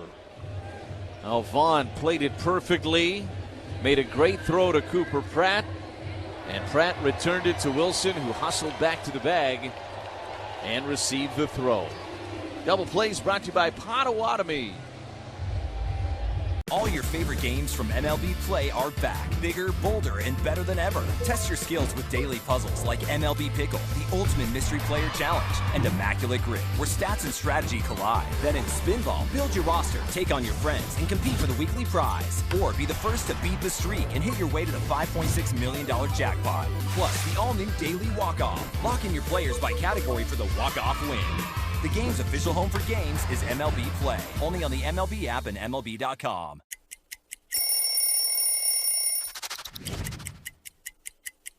You know, in Boston, every now and then, you'll do those throwback days where you bring out the big baggy jerseys, and the baggier, the better. When I broke into the league, everybody was wearing really baggy pants, and then as the years go along, I started wearing these skinny, mini, tight pants that looked like they were painted on. So by the time I was with Boston, I really wanted to wear the baggier, the better. We just wanted to be flying around in the outfield there, having a good time. Jim Leday looking to hit the brakes here, and because that grass out there is moist, it'll be tough to get your footing out there. Up the middle, backhanded by Lindor, who stumbles as he throws it away. Alonso, a diving attempt to stop that one. They're playing a little tic-tac-toe over there by the Pirates dugout. And Emmanuel Valdez says, get serious. Well, we're going to need to check back in on this situation. See if he gets that one on anytime soon. Oh, they kept going. I mean, you got to stop the top guy. Ooh.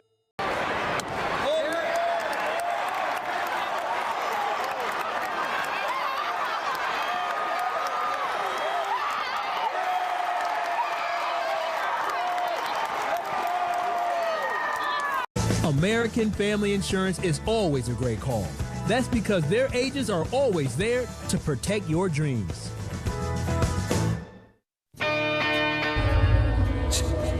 It is 8-1 Milwaukee as we go to the 9th inning here at Citi Field in Queens. Much of the 23-607 that were here tonight have made their way either to the subway or to their cars and are on their way home here tonight. The Brewers in control of this one as Luis Lara leads things off for the Crew against the new pitcher,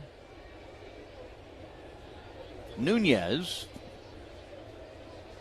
First offering is, rather the second offering, the 1-0 pitch is fouled off of the gear of Alvarez. And it's 1 ball and 1 strike.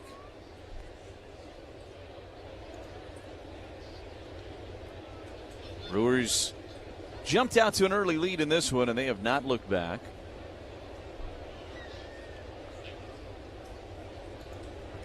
One pitch. Lara takes high, and it's 2 balls and 1 strike. 1 strike, I should say. Dedniel Nunez. Trying to get the official pronunciation of the first name of our new pitcher. Dedniel Nunez is on the mound for the Mets. 2-1. Lara took a little high, and it's 3 balls and 1 strike on Luis. Brewers, you would hope, have plenty of network health insurance runs, but they certainly wouldn't scoff at a few more here in the top of the 9th inning against Nunez. The pitch. A fly ball right center field. Well struck. Back on it is Ewing. Back to the track at the wall. He jumps up and makes the catch with his back banging up against the wall in the process. Lara hit it hard and deep, but the ballpark held it, and there's 1 away for Andrew Vaughn. That was a good swing for Luis Lara, maybe as good of a swing as we've seen from him. It challenged out there in right center, but the ballpark held it. And Vaughn, who has reached twice tonight, 1 for 3 officially, comes to the plate. Nunez's pitch is in there for a strike, and it's 0-1. Network Health Plans provide members with access to high-quality coordinated care in 25 counties throughout eastern Wisconsin. Visit networkhealth.com today. 1 to Vaughn. Popped up. Foul territory, first base side. Young with room will make the catch right up against the railing in front of the camera well. Vaughn pops out in foul territory. There's 2 down now for David Hamilton. Well, Brewers have had a good response here tonight. That has been a theme, Josh, with this team this year when they have a tough loss. And I thought last night was one of the tougher losses of late for the Brewers. They had that really tough one at San Diego when they lost in extra innings and, of course, bounced back and beat the Dodgers the next night. Here's a one-hopper to second base. Simeon plays it and throws to first in time, and the Brewers retired here in order in the top of the 9th inning. We'll finish that thought on the other side. Brewers trying.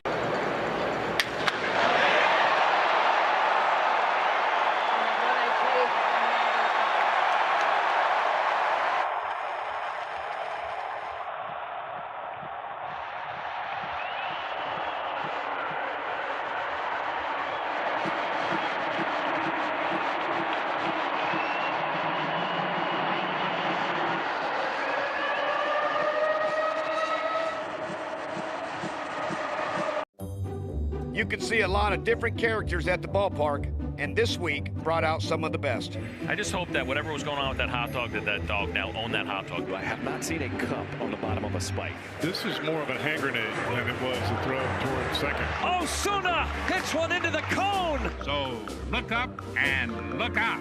That bat exploded, and the Mariners have him loaded up.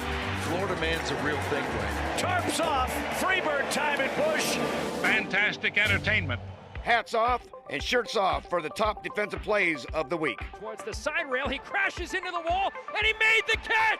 Another stop by Peraza, throw from his back, and he got it! Now, look, if you dare, I shall not drop the ball. Church is gonna make a diving catch. Holy smokes, what a catch by Julio Rodriguez. Into the dugout, flips into the dugout. Did he hold on? He did. How about that?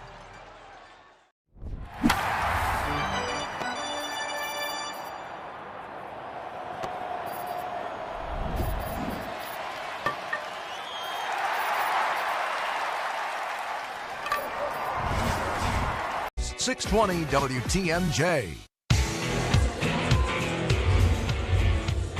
Bryce Wilson trying to finish this one off for the Crew. An 8-1 lead for Milwaukee. Marcus Simeon to lead things off for the Mets. First pitch from Wilson is a curveball dropped in there for a strike, and it's 0-1. Well, 3 more outs, and that will guarantee the Brewers another winning season. Here's the 0-1. Missed down and away with a curveball. 1 ball and 1 strike. Kind of a formality these days, it feels like, for the Brewers, but don't take it for granted.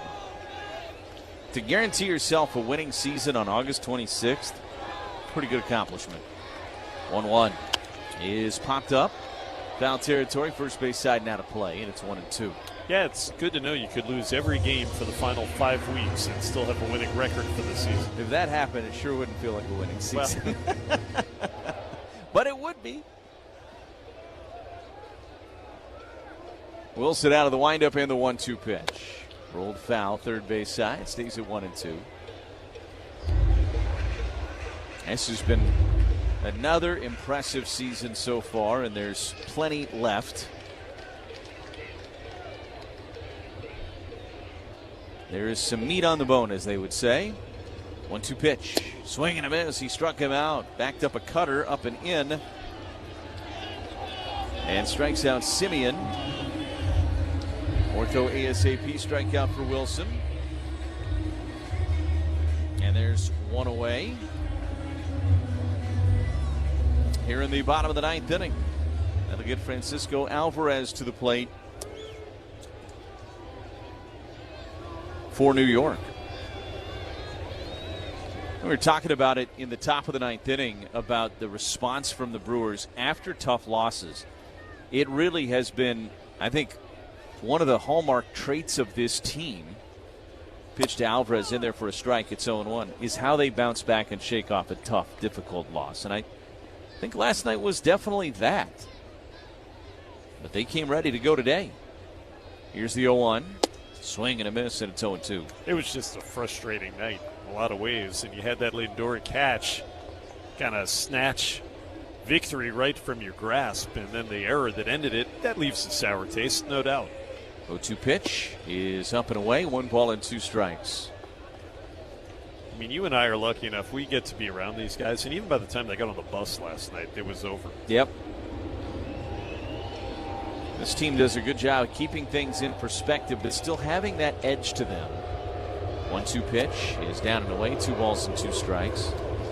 And I think, and we've talked about this a few times over the course of the season, one of the things that is exciting about this particular Brewers team, as Wilson looks in, works out of the windup here, and the 2-2 pitch to Alvarez is fouled straight back into the net, and it'll stay at 2 balls and 2 strikes, is that I don't know there's been much more than about a 4 or 5 game stretch at any point this season where they really stacked their best baseball up. Pitches down and away, 3 balls and 2 strikes. I think they played good baseball pretty much from opening day to this point. But there's a level that, frankly, they got to for stretches last year in the second half that this team is capable of. 3-2 pitch and missed low, but it's going to be challenged by Contreras. Milwaukee's challenge is catching a ball. It's going to be awfully close. This challenge brought to you by Pella Windows and Doors of Wisconsin. Boom!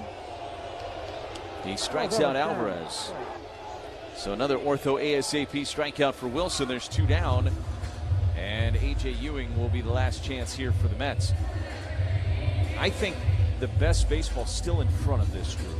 And I think that's an exciting thing. And I think the manager would agree with that, too. I think he believes there's plenty of areas where this team can play at a higher level than even where they've gotten to so far this year. They're 30 games, about to be 31 games above 500, and the best record in baseball.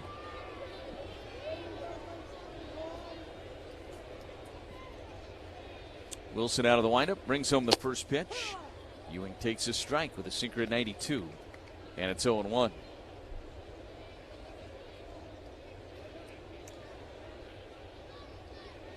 Here's the 0-1 pitch to Ewing, and curveball missed a little bit low. 1-1 the count. Brewers have been good at their challenges tonight. They've challenged a handful of times. They have not lost one. Still have both ABS challenges left here tonight. The 1-1 is a ground ball to second base. It'll roll out to Terang, who gets around it, pats the glove, fires to first, and the Brewers will take game 2 here in Queens with an 8-1 victory over the Mets. They have evened this series at a game apiece, and they will hand the ball to Jacob Mizorowski tomorrow night, looking for a series victory. The 82nd win of the season. The Brewers have guaranteed themselves a winning campaign in 2026. We are back to tell you all about it after this on the Brewers Radio Network. Brewers fans, get your space game day ready with Steinhafels, proud partner of the Milwaukee Brewers. Right now, during their Labor Day sale, you can save up to 30% on furniture and home decor, plus get a free 65 or 85-inch TV with a qualifying purchase. You'll also save big on all the top mattress brands with 60 months of 0% financing. But don't wait.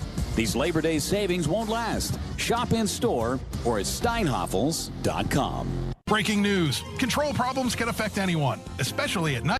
And for many, the store brands don't get the job done. When that happens, it can take a toll on sleep, confidence.